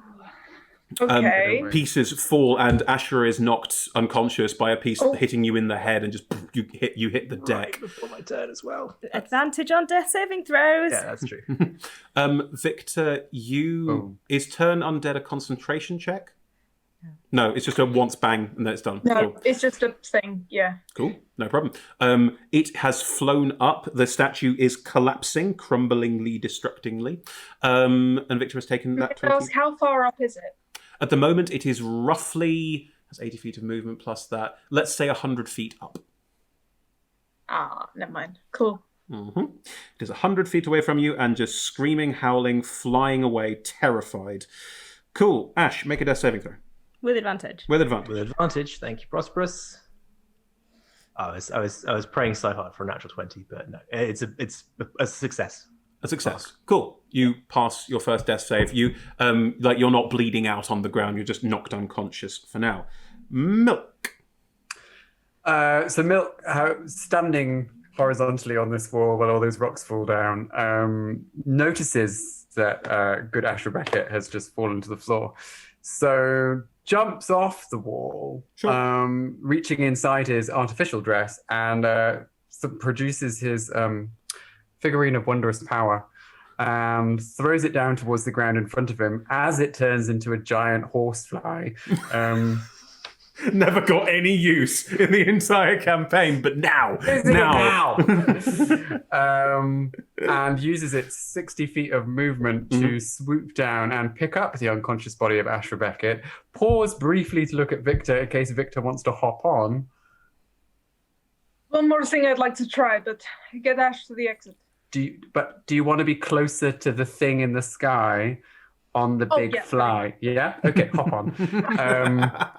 And if we can fly any further, then we will fly back up. And if not, we will wait there until the magic of turn order happens. I will say, because the magic of turn order, that you can... Are you on the fly as well?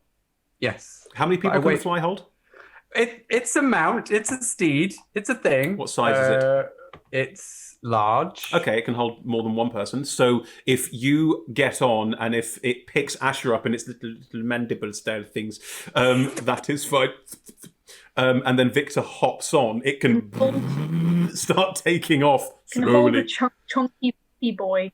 Yeah, holding the chunky boy as it sort of starts to really slowly just make its way up, clearly like desperately trying to carry all of this weight. You are now 30 foot off the ground, so you are now within 70 feet of the Devourer. Okay. Perfect. Lovely stuff. Ivy, you're still on ground level, I believe. Yeah, I sort of thought the fly was coming for me. I know, I felt very left out.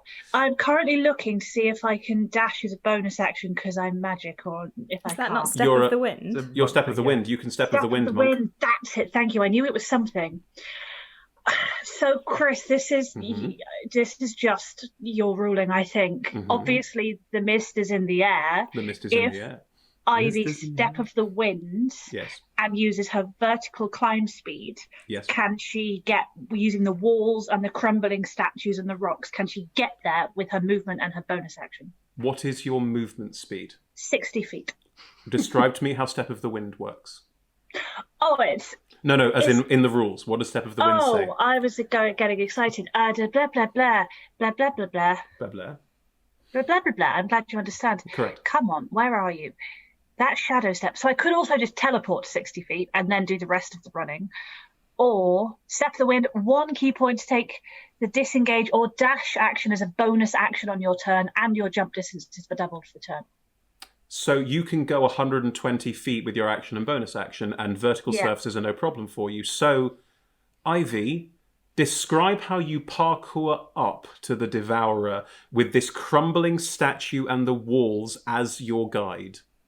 So Ivy is at the feet of the statue at the moment and will run up the statue, jumping from disintegrating bit to disintegrating bit, and then when it starts falling completely, we'll just leap onto other bits of the ceiling as it falls. No problem. You're up. It's right there, and you can see it now. Like, it's very hard to see. It is insubstantial, but there is this ghost-like Devourer figure clearly moving as fast as it can, but not as fast as you.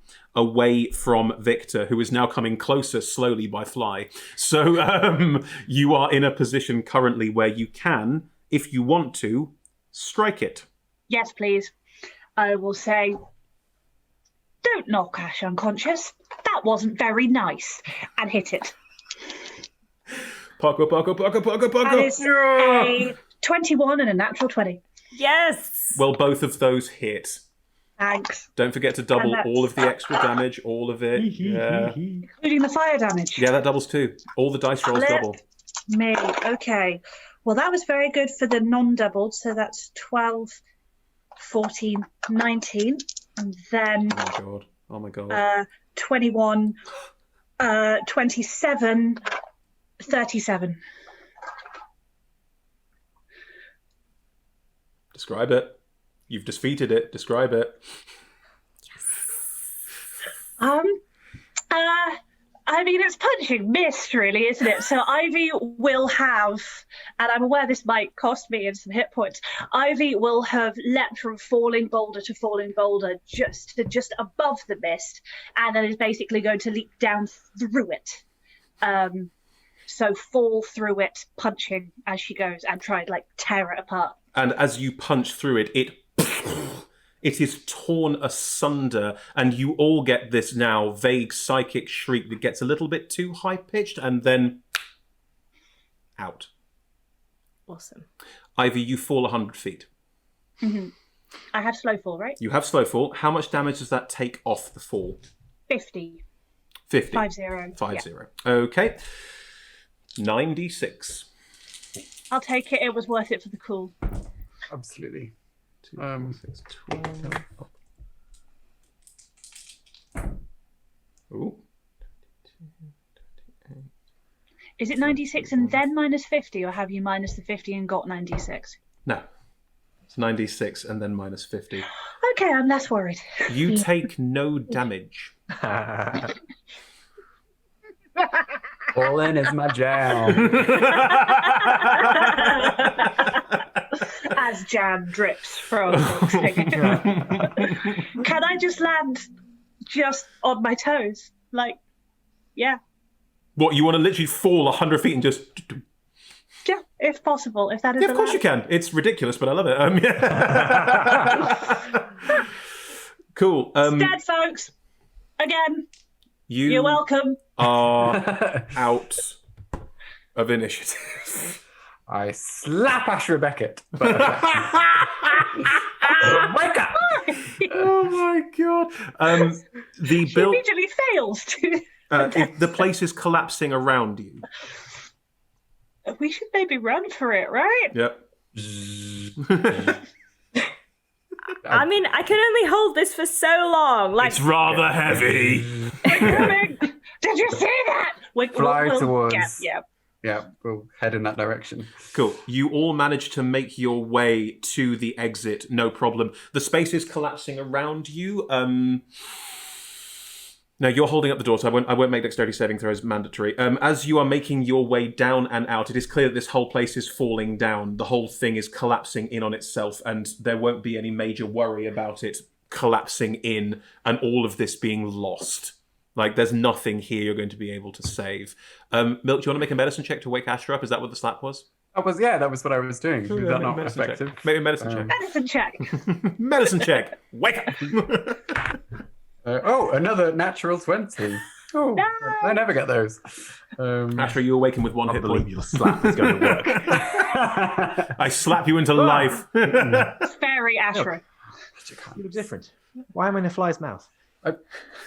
So, too many questions. It's been a long day. As you, Can you all fly down and out. Yes, you're making your way out. Are we safe getting out? You will need to keep moving. The fly is quite fast, and it won't be able to carry everybody, but Ivy's very fast, and Prosp'rus can dash. So as you are all making... Slowly. As we run, can I just cure wounds Ashra? That'll be 13 hit points. I'll say as you run, you can jump up and poke Ashra and give cure wounds. As you're all going, behind you, you hear crashes as everything is collapsing behind you. And as you run away, the tunnel behind you is partially collapsing in places as well. You're running into an ice tunnel. And as you run through it, you run past another under Glacial Lake, but this one looks a lot deeper and a lot wider, and also most of it is under the ice. Like, there's a small part here is very clearly not under the ice. And looking at the tunnel back where you came and looking at where you're going now, it's about the same size as the Devourer. You get a sense of where it might have come from. As you keep running through this space, collapsing around you, there are sort of bloop, bloop, sort of splashes as rock and ice start hitting the water. As you keep going and running, you will eventually run up and out of tunnels, and you feel out of danger. After about 5 minutes of running and proper, like, full pelt running, and the fly just going along, you will eventually reach a point in tunnels where you do slow, and you realise that the sounds of crashing and breaking down behind you are done. And you can all stop. What happened? What did I miss?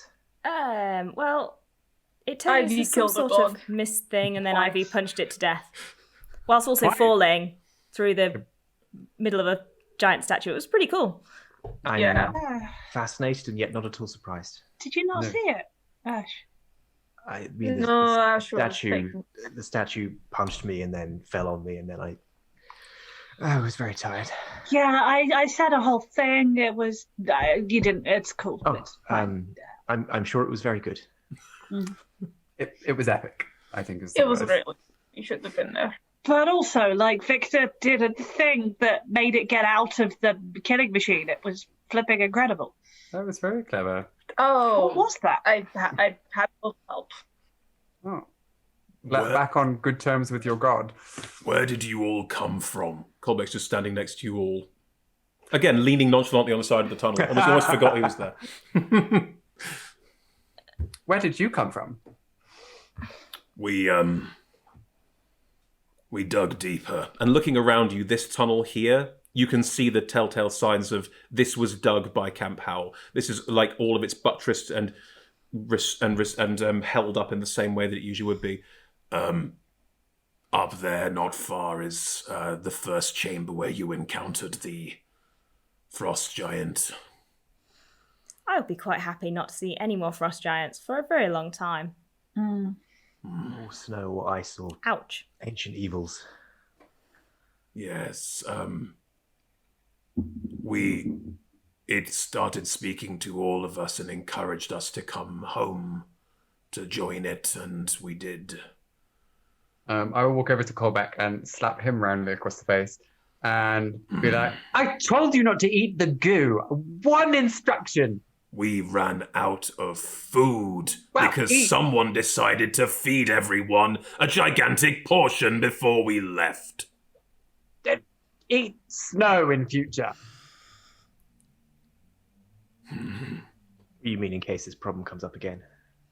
Well, just generally follow instructions.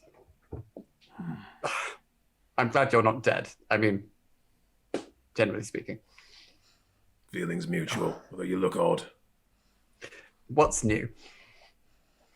You do look quite drained of colour, Milk. What happened to you? I do, don't I? We were waiting for the signal and you It never weren't there. came. Yeah, sorry, I slightly miscalculated. I think I managed to outsmart the Devourer, but I didn't manage to outsmart the owner of the children that I had just recently managed to remove from my face. They are gone, aren't they? Yes, That did happen. This is new. I can't see, as long as it feels weird, but I can't feel them moving around anymore. So I mean, that this feels is positive. shiny. I can probably polish a bit. You could just have a look. Oh, that's worse, isn't it? That's just worse. It is pretty grim, not gonna lie. I'll do something about that, but not right now. I think Milinoe saved my life. She is with you. She's been with you this entire time. Familiars. Right. Yeah, I definitely died, and there was more demons, of the traditional school. What like? Well, kind of familiar. I would say definite notes of camp, which was a welcome Oh, note, don't like- definitely. Yeah. definitely someone I felt I could work with more easily than the giant squid in the sky, whose plans hopefully have gone utterly awry. But yes, the devourer to the very last was very keen that we didn't murder it. I do hope, that we didn't just destroy an innocent creature. But it's a busy day. I'm not going to get hung up on They it. were mind controlling a lot of people with world domination as their end goal. It's probably okay. Yeah, I second that. I would say its sense of purpose was quite singular. It did not stumble into this accidentally. It made its choices. There was a whole thing where it pretended to be my god. I'm not too upset. Good. I'm going to go with the consensus on this That was one. a whole thing I went. I mean, it's not mind controlling anyone Thank anymore, you, so I'm on board. Although I understand your concern about killing a creature. What next, my loves? Sounds like this will get us back to camp.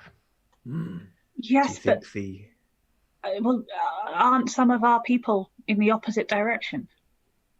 Well, I don't think I have any ties there anymore. Well, not immediately. What about the one that you're often stood next to, Kenna? Well, we're still dating, but just, long distance.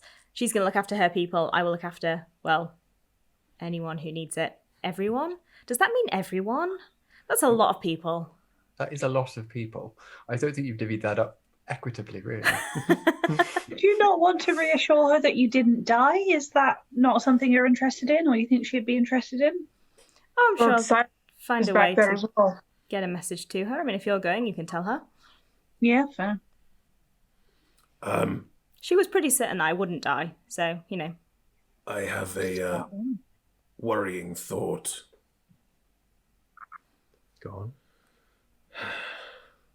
Garvanor was going to,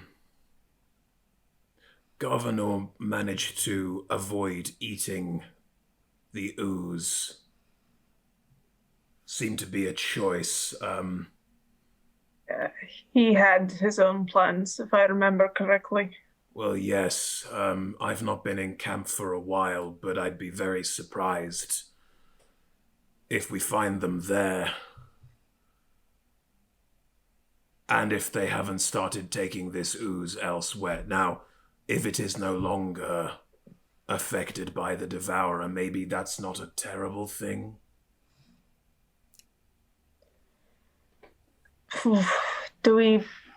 I guess the only way to be sure is to test it. But if that ooze can help people, then that is something I'd be interested in looking out with. We're in one of the chambers, right, where we found a Not nozzle quite. with this stuff dispensing. You're I in see, a okay, tunnel, yeah. but you could easily move into it if you wanted to. We could check carefully and like know the if that last is time you checked carefully? more carefully.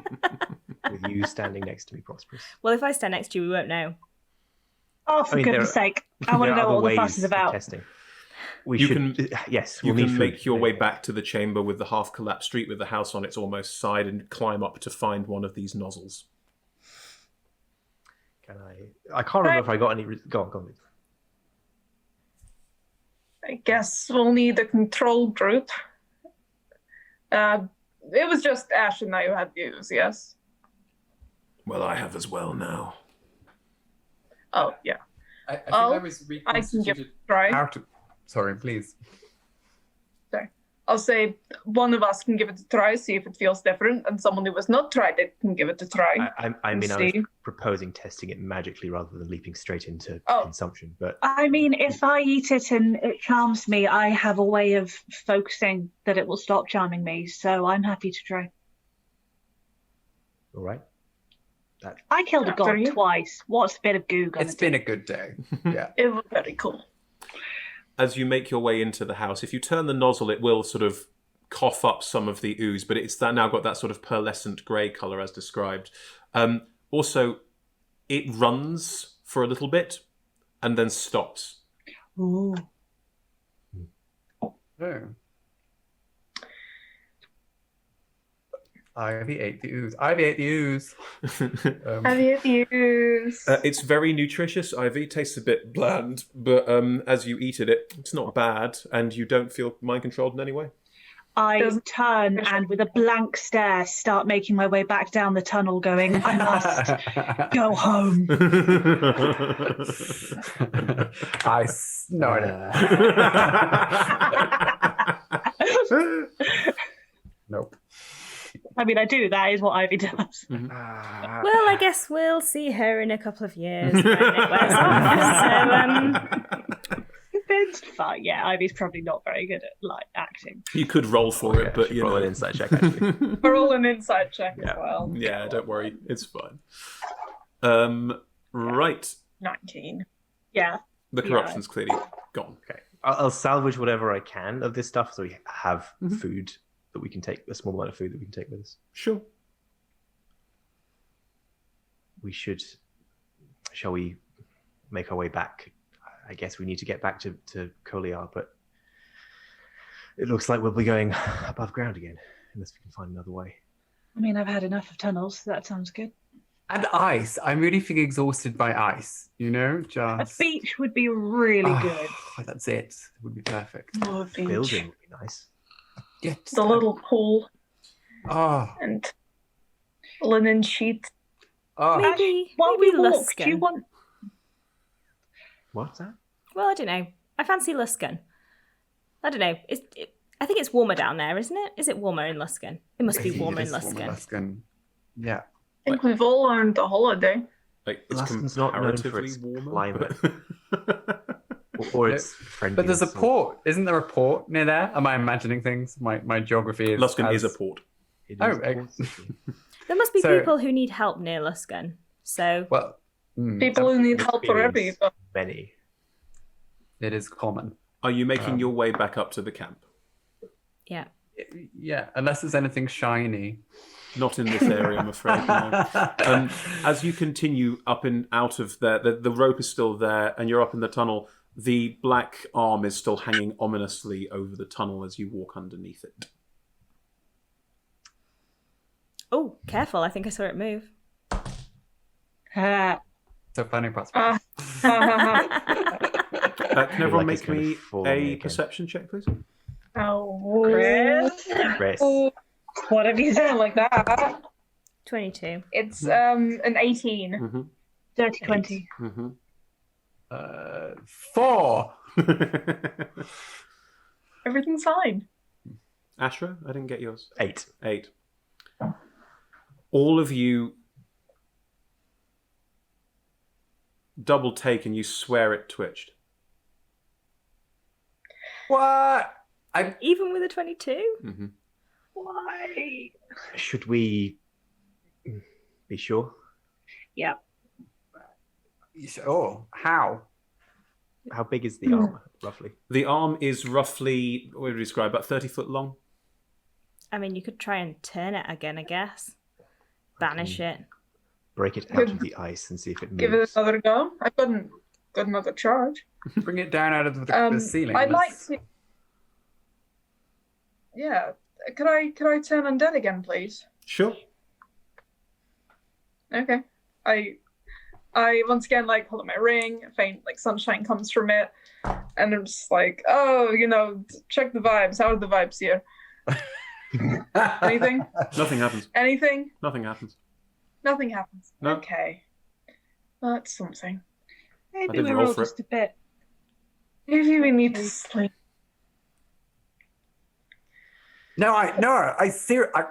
I saw it move, guys. Like, definitely. Milk, we're all Yeah. very tired. Perhaps. No, but I feel like I did too. I saw it twitch, but I mean, after today's session of statues coming to life, I feel like maybe that could be my imagination. Also, Can I investigate it? Can I walk up the wall and get? Of course you can. And I want to see if it moves. Sure. I mean, compare. Did one person see it twitch like that and one like this? And if we all saw it differently, then we're just spooking ourselves. But if we all saw it exactly do that, it's probably real, right? I sort of Very that. logical. Inspecting it, Milk, what did you roll? Oh, 15. It's not moving. If you do quiz each other, it all seem to move in different ways. Okay. We're probably just a bit stressed. Let's Jump in go. the shadows. Let's go home. I'm going to come down off the ceiling.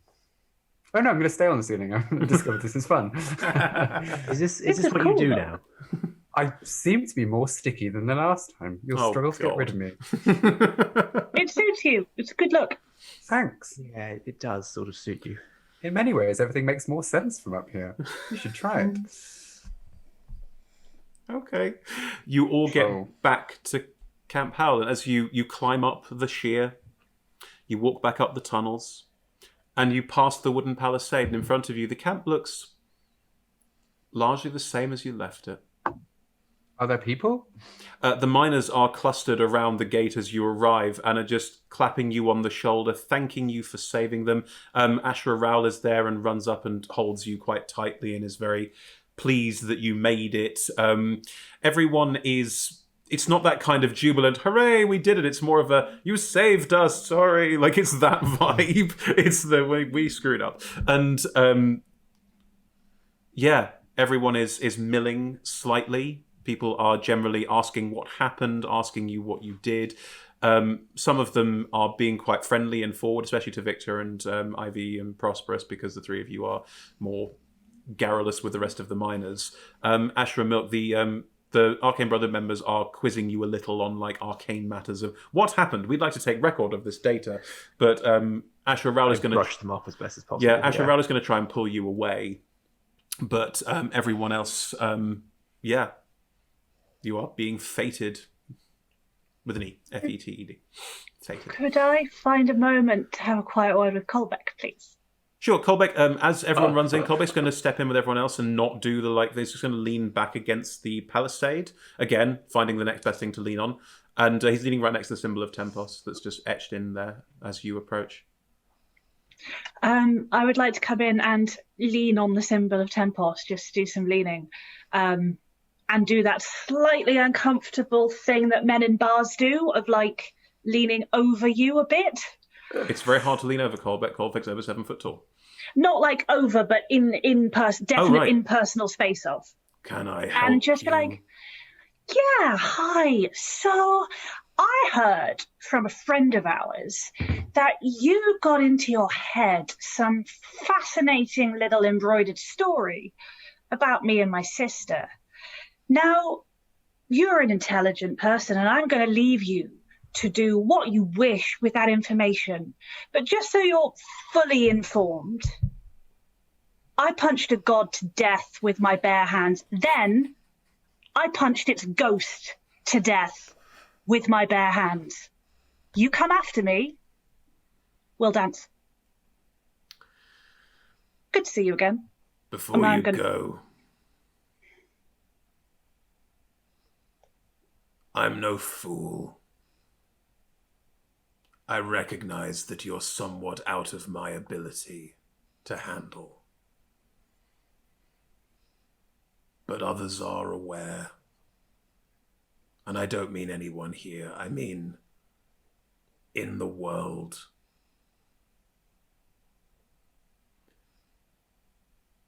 You're going to struggle to get away from them forever. We're not hiding anymore. We're taking the fight back. Do you want to come?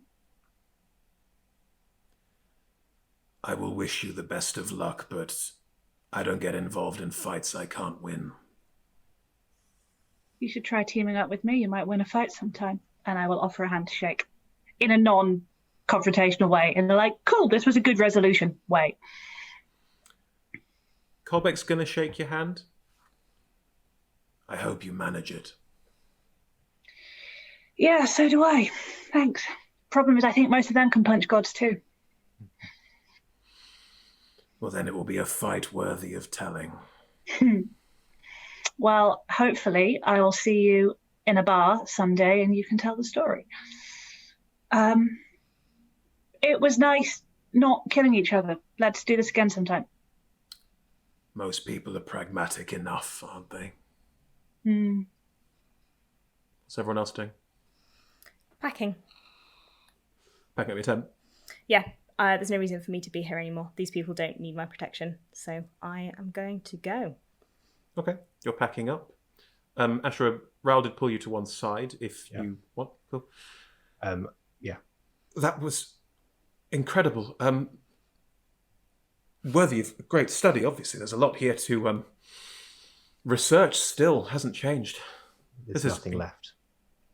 What are you talking about? We found it. No, We found the city. there's- We found a lot of things, and a lot of those things are gone. But we And can excavate further now that the threat of the Devourer is gone. do you really think that's a good idea?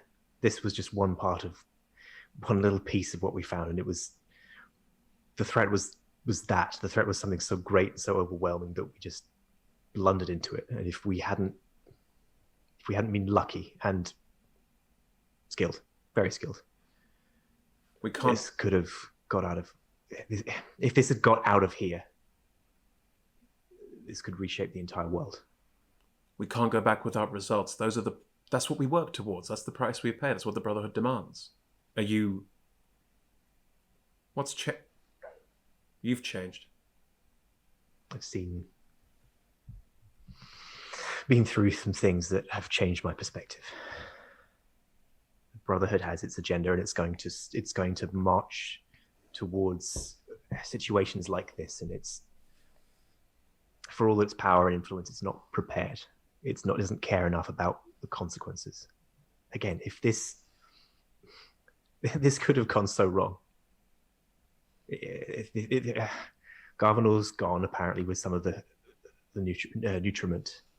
If we had not been able to stop the Devourer, this would have made its way into the wider world, and it would have spread, and it would have been so far removed from its source that it would have been very, very, very hard to eradicate. Even a group like the Brotherhood would have fallen to this. And this is, look at who they sent, us. This ragtag group of people and miners, and they were lucky.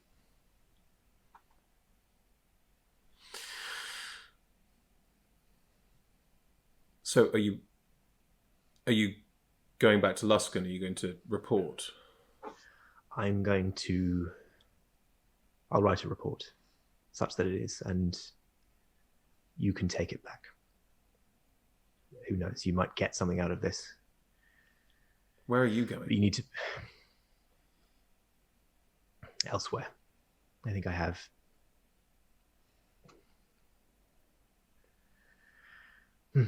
things to repay and things to build. But turn the situation however you want back home. But I recommend you deliver the report I send you with. I'm sure you can embellish it in whatever way you want, but whatever we found here should stay buried.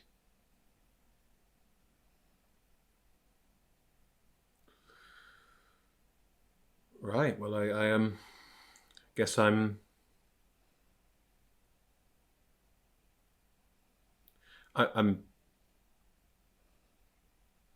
if you're abdicating your seat, I understand, then we will stay here and keep digging. That's not how this goes. You're not, if you're saying you don't want to be in charge anymore. Food you're supplies leaving- are still gone. The nutriment, as far as we've been able to establish, is also gone, even though it's safer. You won't be able to stay and keep digging. The situation's the same. The blizzard, the darkness is the same. If I return empty-handed, I'll make sure you go with a report that doesn't land this on your shoulders. you mean you're going to take responsibility for it. The Brotherhood isn't particularly great with failure. You know that. I know. I'm not playing that game anymore. I don't feel like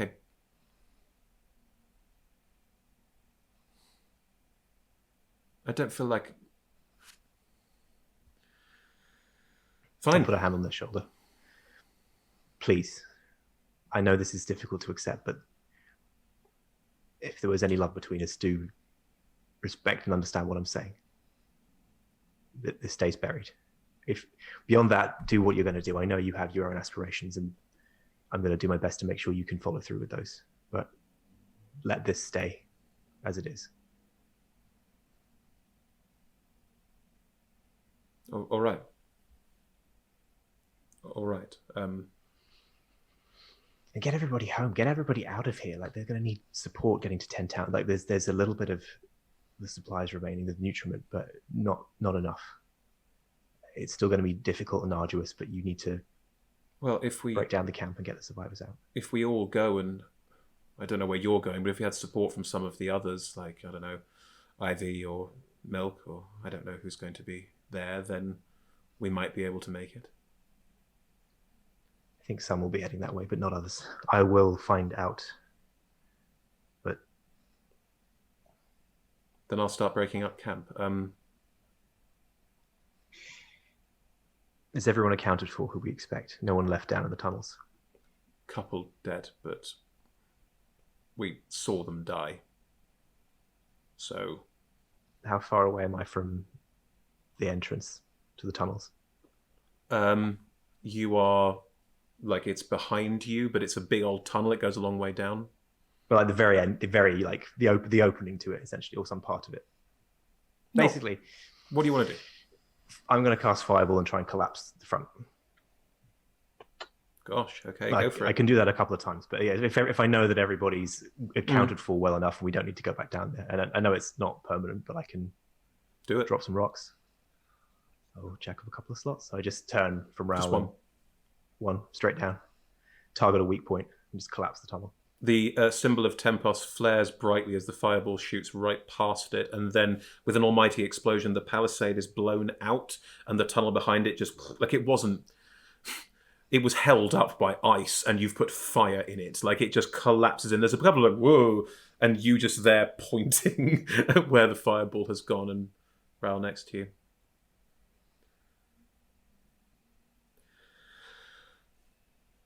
Fine, I'll start packing up the camp and take charge of the return of the expedition. Thank you. It's going to be a really good report. I'm sure it is. I'm going to turn and go to my tent.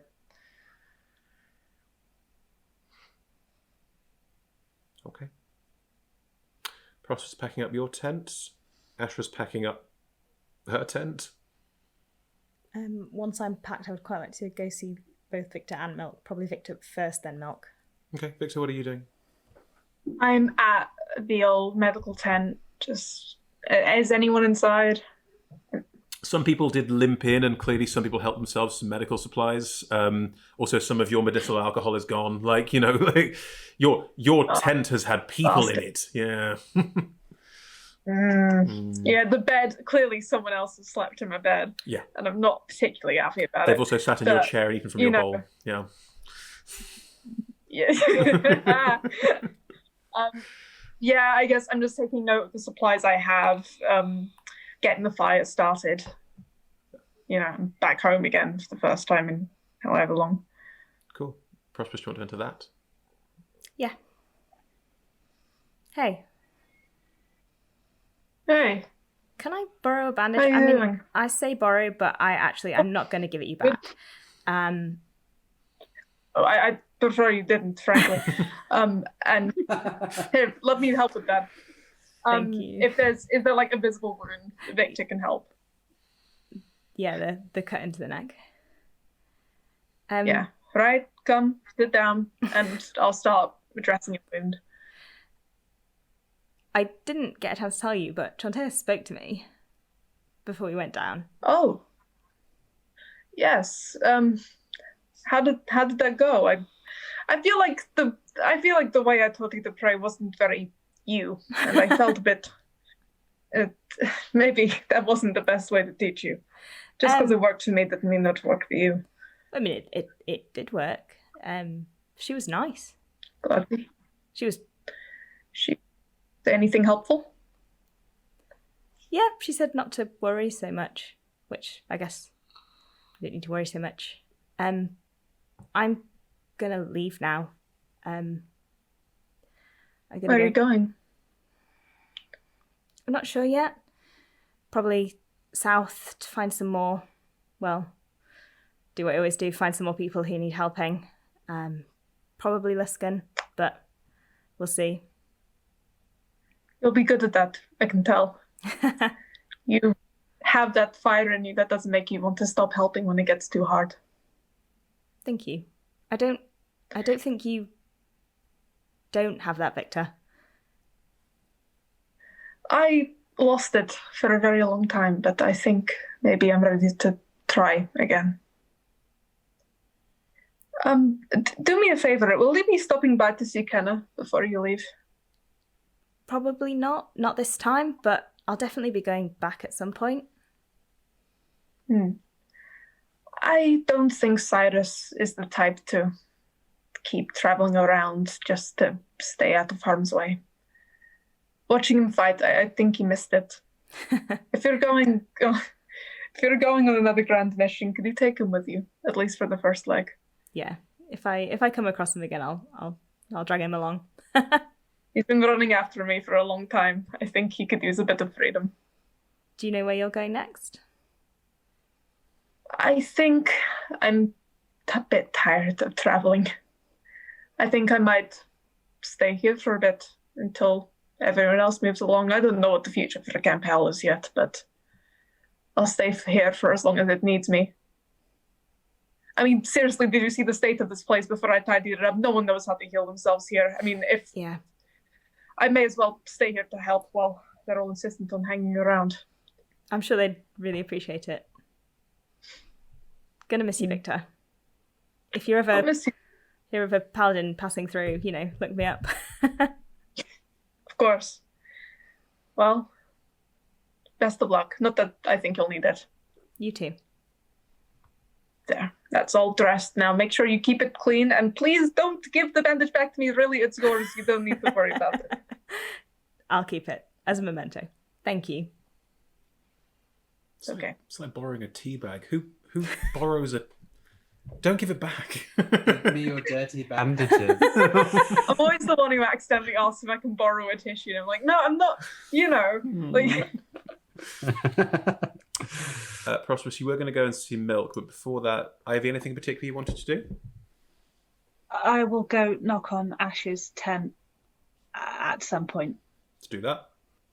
Okay. I'm probably mid-report writing. Some things never change. I can come back. No, I figured you'd be alone. Oh, well, I do hate living up to expectations. How dull. It's maybe a sign that people know you a little bit. Oh, that's Not worse. necessarily- No, wait, hang on. No, that's good. I Yes. think it is. Kind of. Where are you and Rel going next? Not. Ral, I've kind of burnt some bridges with Ral and the Brotherhood, I think, but I'm sending them back with everyone who's still here and staring at the half-blank page in front of me, really going to be great report of... I don't want...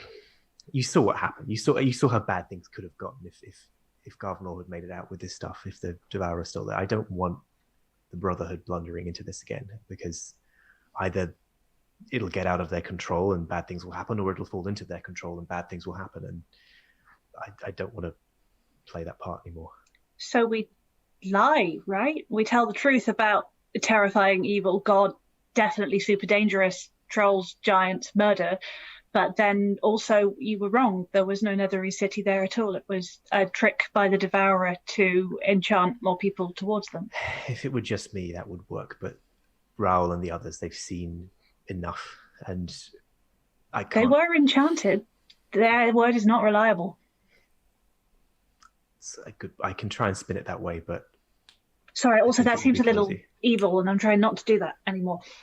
In the service of good things, that's fine, right? But I Isn't don't it? think it'll hold up. They would use it to their advantage, all of them. So I'm trying to come up with a plausible middle ground that just gives them a few scraps of what we found, some sketches, some notes on pieces, but suggesting that that's the limit and there's nothing more to be found, and what there is lost. Oh, so in like 3 months' time, when you've finished that report, I'm a fast writer. yeah, but you have to make decisions and then act on them. Where are you going to go?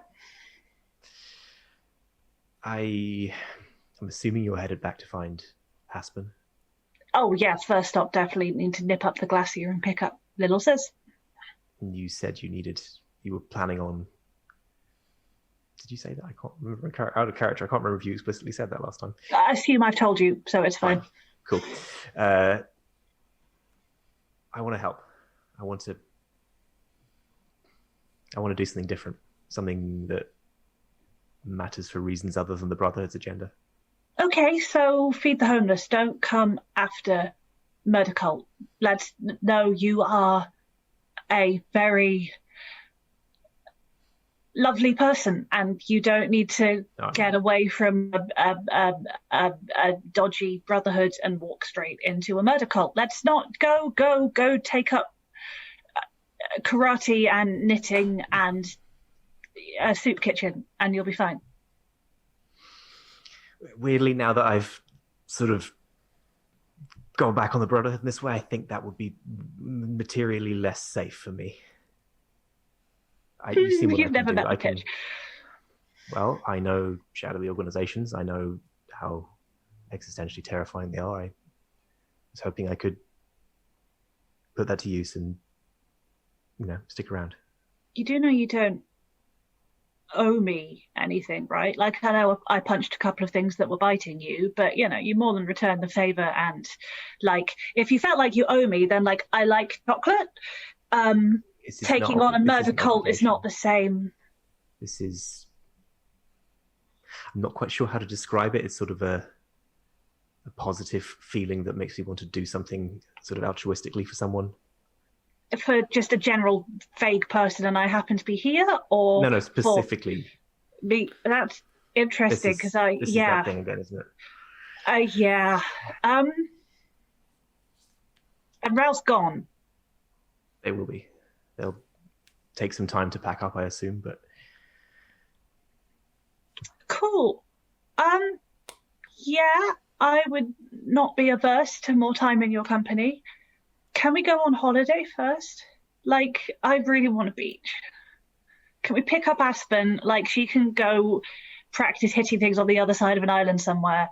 We can have a lot of... Okay, ground rules. If we go to a beach, I stay in the shade and I read a book. That's how it works, but yes. I mean, you will also come windsurfing and scuba diving.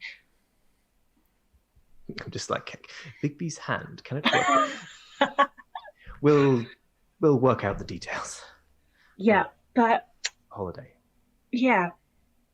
Also, it's probably time you start calling me Percy. Maybe. That...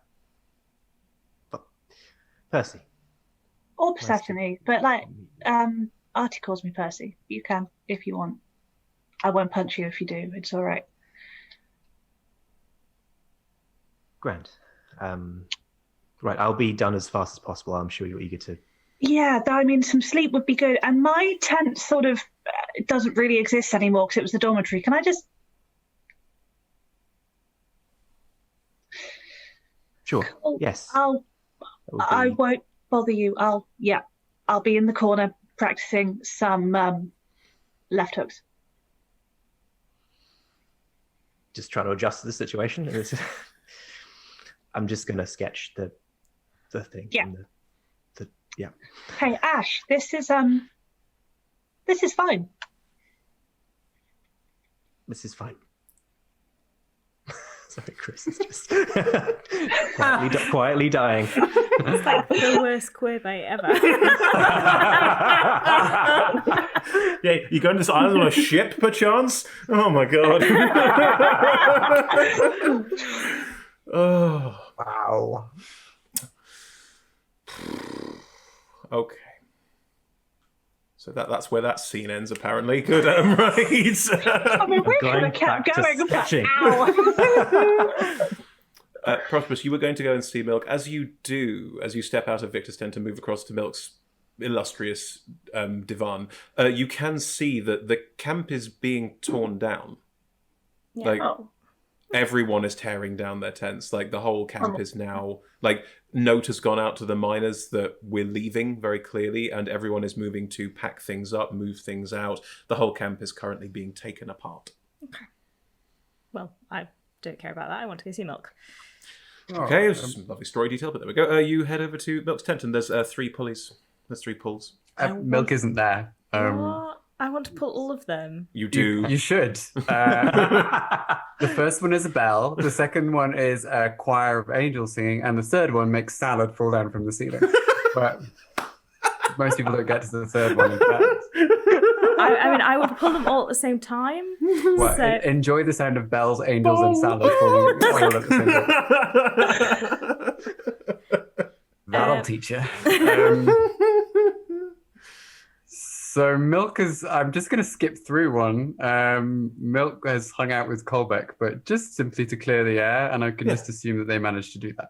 Oh yeah, totally fine. Yeah. If you go chat to Kolbeck's, like there's no hard feelings at all about anything that happened, and it's just we've been around this kind of a situation before. He gets it. And Kolbeck's already starting to help tear down the camp because Kolbeck also wants to fucking leave. Like that's just a thing now. But I have to go and knock on Miss Beckett's door first. Oh God! Interrupt that awkward conversation. Do it. To interrupt that awkward conversation. I'm eventually just going to go clang. I break a quill. Is that a thing one can do? Yeah. You break a quill. In the face. Yes. No. I was coughing quite loudly for 8 or 9 minutes. You seemed really. Anyway. Compose myself. Yes. Well, it's nice to know positive things have come out of difficult circumstances. I wonder if I could have a word with you, Miss Beckett, in an official capacity. I feel that will not exist for much longer, but for now, sure, official capacity. I can go. Should I go? I don't. If you wouldn't mind, that would be. And I kind of mind a bit. But, we can take a lap of the camp and supervise. It's all right. I'll go and smash things. It'll be fine. I mean, Ashra's personal quarters are upstairs. Just saying. Oh, no, that would be in position. You can the spirals, the staircase. It's a ladder. We established it's a ladder. I thought it was ladder. Yes. Milk is going to mask with many faces a straight face. And then doing the hand steeple and leaning forward and trying to look. Yeah, no, that's good. It is cold here. It is cold. Miss Beckett, Ashra, I have yet another favor to ask of you, I'm afraid.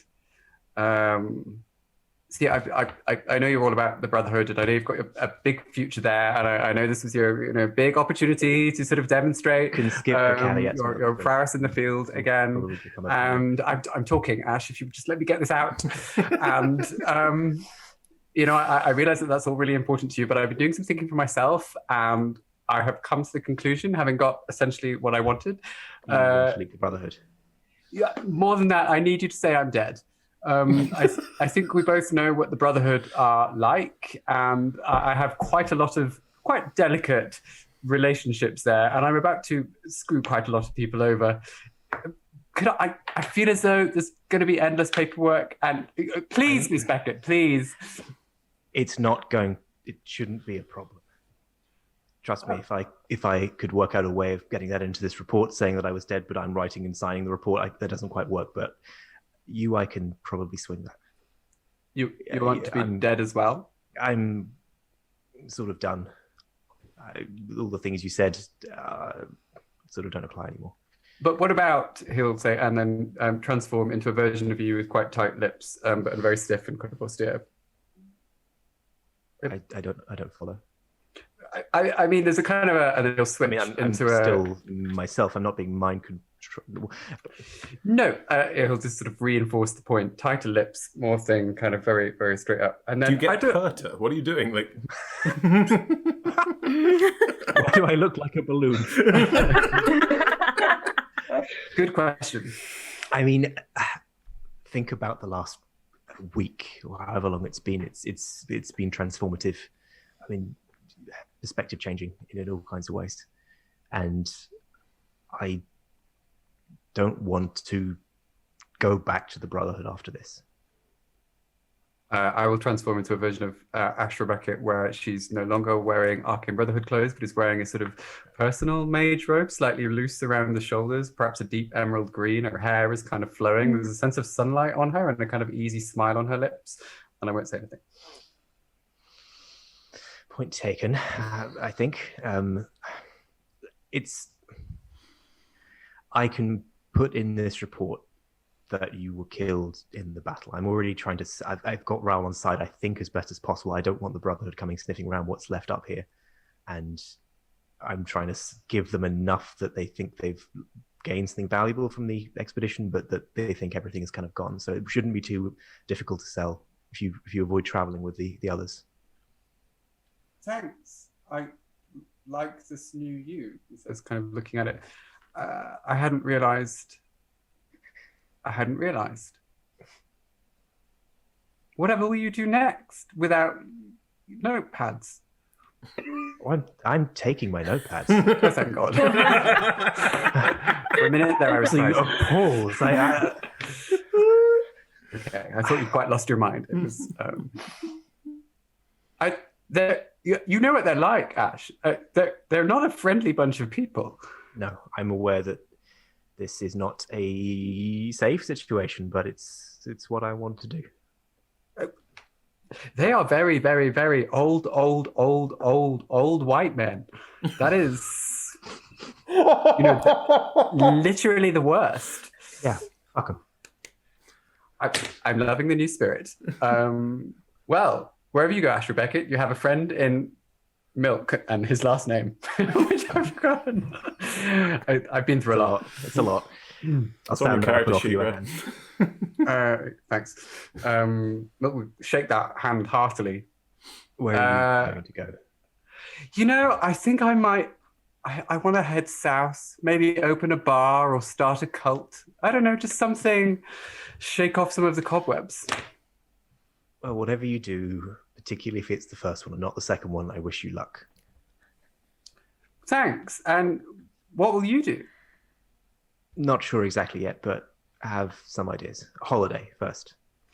Milk will slightly look upstairs. Well, whatever comes your way, I hope it's bountiful. And if you ever need a favor, I'm in your debt, which is a good place to be. I think we kind of get cuts. Look, I think this is a friendship thing. I think this I'm in your debt, you're in my debt. That sort of. I'd still like to keep score. It's how I do it. Good. I owe you a favor. Thanks. And he will bow ostentatiously and depart. Running into Prosp'rus as you leave the tent. Did the salad doorbell actually drop salad? Yeah, of course. I've been eating it. I'm sat outside your tent eating salad. Oh, you tried the third doorbell. No one ever gets that far. It's good. It's nutritious. I enjoy the third doorbell more. It's the best. Where did you get all this salad from? Well, I mean, it's been there quite a while, to be fair with you, Prosp'rus. It's not magic or anything. It's just a little box. It is. I'll give you this. It's a little bit old, but after the days that we've been through, I'll take old salad. Yes, good. I mean, good nutrition. More vitamin C in salad than you think. How are you doing? I'm good. I have a massive bandage around my neck. Do you want to come inside? I could get some tea going. Tea sounds good. And I will click my fingers and command the tent to be more alert than it is currently. Mm-hmm. And put some tea on a low kettle. Mm-hmm. Well, that was quite a day. I think, I think that's the second time I've died, and it doesn't improve as an experience. Yeah, no, fair. I think that's the first time I've been unconscious. Nearly unconscious. Definitely unconscious. You nearly lost your head. I was there. I mean... Yeah, well, still on. So, that's the best way to have it. Yes. Always so positive, Prosp'rus. Are you jelly now? I'm not sure. Viscous is definitely an adjective, I think, that we might be using. Did you see me on the walls? That feels good. That was pretty cool. I mean, I wish I could walk at walls, but some people are just destined to be on the ground. But fetched in beautiful armor, no less. That is true. Did you say you were so quiet and silent? It's almost spooky. It is much better for that. When I don't knock things over or trip over them or drop things, that still happens sometimes. Sure. I want to see you because I wondered if you were leaving. That sounds ominous, doesn't it? I phrased that weirdly. Slightly. Aren't we all trying to get out of here? Are you staying? No. The last few days have been fun, and it's been fun. And I wondered if you wanted to travel more. Where are you thinking of going, Prosp'rus? Somewhere warmer. I like that. I was just saying to Miss Beckett, I was thinking of opening a bar somewhere warm, or perhaps starting a cult. How do you feel about cults?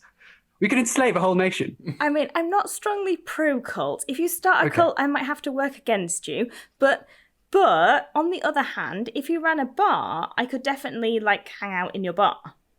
Okay, we'll start with the bar, and I'll see if I can persuade you later. But absolutely, the company in this climate, I would absolutely adore that. Oh, and if I get tired, you can carry me. I mean, I can definitely do that. Maybe not today, but that's perfect. On other days. Marvelous. Then yes, is there a port near here? I came from 10 Towns, I think. I also came from 10 Towns. I think should we head there? I think we should go to 10 Towns. They have some nice bars and a spa. I don't think I've ever been to a spa. I think you're going to love it. I'm well up for trying. Gorgeous. And then I will turn and proceed to make you some tea. I will enjoy the tea. Lovely. I've probably eaten all of your salad. Sorry. It's literally a week old. Roll a con saving throw. It's a 27. You're fine. Wow. Iron stomach. Cool. So, Milk, Prosp'rus, are you going to wait as the rest of the camp decamps and travel back with everyone? If it's clear that you are on your way to depart, then Raoul, taking some initiative, will ask you both if you'll travel with them to 10 Towns to protect them along the way as everyone is leaving, and there's going to be a lot of people to be looking after. I feel like Prosp'rus is going to twist my arm on that one. I mean, they're not going to slow us down that much, and they're going the same way as us, so it couldn't hurt. This is how it's going to be, isn't it? This is every sort of poor person we come across. It's going to be, let's buy them a mansion and make sure they discover their passion in life. I mean, I would need money to buy people mansions, so that's not the case. But these people are going the same way as us, and we could just walk with them. Have you ever heard of a thing called a long con? I sense the Umbrella Academy forming in front of my eyes. Good. Okay, so the two of you will wait. That's good. Viktor, if the camp is upping sticks, I'm moving with the camp. You're going with, so you'll head back down to 10 Towns with everyone as well. Yeah. Cool. Okay. And Ivy, Ashra, I presume that you will, depart with the camp, but head northeast back up towards Koliar. And Ash, with keen mind, you're fine to find it, obviously, because you'll know exactly where to go. It's not a problem. One last use out of the feet. Yeah. It becomes clear over the next couple of hours how this departure is going to happen, how people are going to be leaving. Are there any other interactions between the five of you before you all depart? If it's clear that Ashra's going back to Koliar, I just would like to have a quick chat. That's absolutely fine. Yeah, go for it. As part of all of the packing and moving, I'm assuming your magical tent is one of those ones where you walk outside and go, and it just...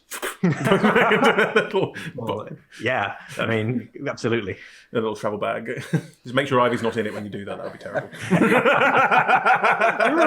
terrible. Instant death. Awful. Knock, knock, knock. Yes, Prosp'rus. I'm just probably one page further in this awful, this is vaguely the reminiscent. highest stakes essay in history. George, this is not your real life. You can story tell that you don't have problem writing reports while everyone keeps interrupting you. You're allowed to do that. It's true. This is vaguely reminiscent of old times. Do you want me to write a note saying that you're going to be leaving for a few days? No, but if you want to fiddle with things on the desk, Don't do that. That's that. I'm sure I can contain myself. I've already pulled all of Milk's bell pulls today, so feeling quite happy. I heard you're going to Koliar. Can I send a message with you? Yes, yes. Why do you look so concerned? Just interested. What do you want us to convey? Can you tell Kenna that I'm still alive and everything's fine? And maybe don't tell her that a frost giant nearly chopped off my head. I can leave that part out, but yes, I will. Yeah, is that all? Just that you're alive and well? Nothing personal? I already told her all of that when I left. Okay. What are you doing? Where are you going from here? Milk and I are going to go set up a bar. Good. You talked him out of the cult. Well, we'll see. I've spent some time with Milk, and just if you're setting up a bar, just do keep an eye out in case it accidentally becomes a cult. I mean, as long as it's a positive cult, everything will be fine. Hearing that from you, I actually believe it. You don't need to worry about everything. There was a point when I was affected by the Devourer, and it was this weird situation where I would not worry when I was not standing next to you, and I would worry when I was standing next to you. But that's reversed. That's not. You do things very differently from me, but it's been a privilege to see you work. I've enjoyed traveling with you as well. Good luck. Thank you. I will tell Kenna, yes. Thank you. Tell her that she's going to do a great job. I will. I'll see you around. Yeah, I hope so. Oh, you will. I turn up in places. I'm going to get back to this marvelous work of fiction now. I could write it for you, and then they'd be like, "Oh no, no." As the camp departs, everyone, this large caravan train of people, mostly people carrying things because all the horses died in the first episode. So, oh no, that was a long time ago. So everyone is carrying items, things. And everyone is making their way down the glacier. It is, I'm not going to lie, this is still a terrible eternal blizzard night. So this is still bad. But people are packed up and ready to go. And the 5 of you are the last to leave, with 2 of you veering off and the other 3 going with the rest of them down the mountain. Oh, we need to say goodbye, surely. Is there not a moment where... There can be. This is the moment. It was a pleasure hitting things with all of you. And you. Stay safe. Yeah, I'll look after this one. I'll just punch anything that tries to, shoot her in the back, and we'll be fine. I mean, then you'll mostly be punching her skeletons, so... Yeah, or I'll punch them reverently and respectfully, and it'll all be okay. One of the skeleton's head just turns slightly askance for a second, then turns back. Say hi to Cyrus. Keep him in I trouble. will. And I'll give your love to Aspen. Yes, please do. Thanks for keeping us alive, Viktor. Thank you for staying alive. I hope you find what you're looking for. Me too. And all of you, best of luck. Try not to die without me. Do our best, so it'll be a challenge. Mm-hmm. Which way are you going, Viktor? Are you coming with me and P? Wherever they go. I think they need someone to keep them on their feet. They're out to be looking for work, I guess, and at least they'll have a doctor with them. Well, good luck. Thank you. And good luck with your bar. Make sure there's a free drink when I come visit.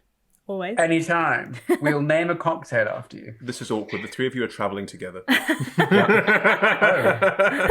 No, if it does turn into a cult, I'm really good at those, so give me a You'll love it. message. We're going to model on it. And good luck, Ivy. I I don't know a lot about the pitch, but what I do know is that they are some of the most sinister and deadly people on the planet. Sounds like a challenge made for you.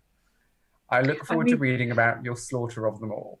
Thank you. Well, with them, and Ivy will turn to Ash right next to her, look at her, and then take her hand.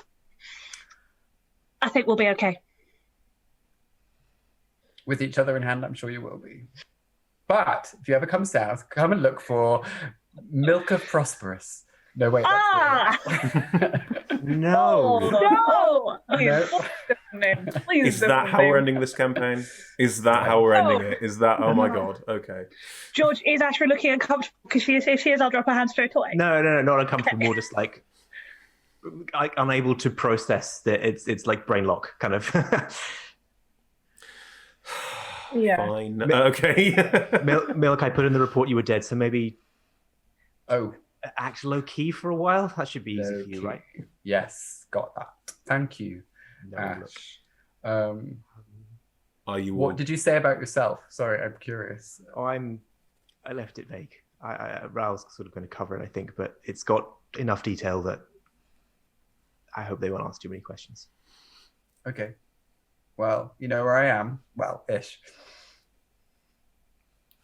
Yeah. Well, I think my new flock is waiting for me. So. Goodbye, everyone. I've got to go. See you all around. Apart from you, Milk, I'll see you. We're literally walking in the same direction. I know. As is Viktor. Awkward. And Viktor. Yeah. Oh, great. Cool. As you split and depart, leaving the howling ravine, still howling, the wind, the eternal night, the blizzard, nothing has changed really.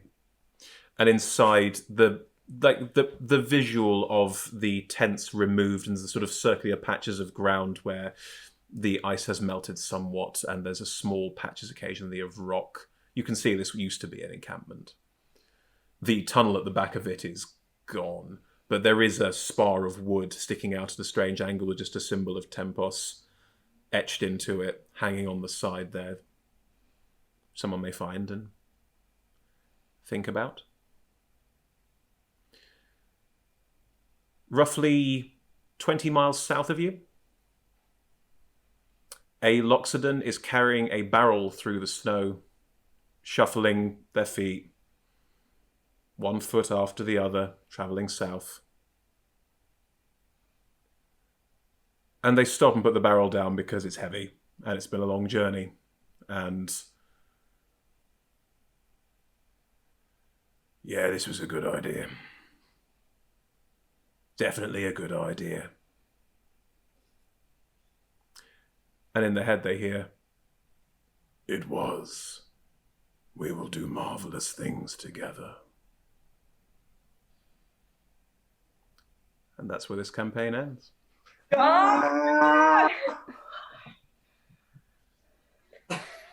So we achieved literally nothing. Literally nothing. You don't know what's going on. Thank you very much, everyone. Thank you all for your stories and for telling them together with me and us in this way. What a lovely ending. And thank you, audience, for joining us for the last 12 weeks and this lovely tale of Ooze Under the Ice, which would have been a different title, I think. It was one of the options. Anyway. Icewind Tales, Ooze Under the Ice. Nice. Thank you, everyone. And thank you again to our audience. Couldn't do any of this without all of you watching and loving what we're doing and commenting and sharing and liking and all the rest of the internet-y things that you do to make a streaming show work. So big thank you to all of you for being part of the journey. Massive thank you to our sponsors, D&D Beyond and UltraPro. You can find out more about them at dndbeyond.link/adventurerswanted or ultrapro.com. Thank you so much for all of your support, for your technical know-how when it comes to digital gaming and that sort of thing. We couldn't have done any of this without you. Also, our supporters, heroforge.com with all of our miniatures that we use for initiative tracking, Idle Champions of the Forgotten Realms with your codes to bring more people to us and to share your game with more people through us. Thank you for being part of that process as well. And of course to Adventurers Wanted, which I am part of, and there are many other parts of all of these players. There are many other players part of the large collective that we are.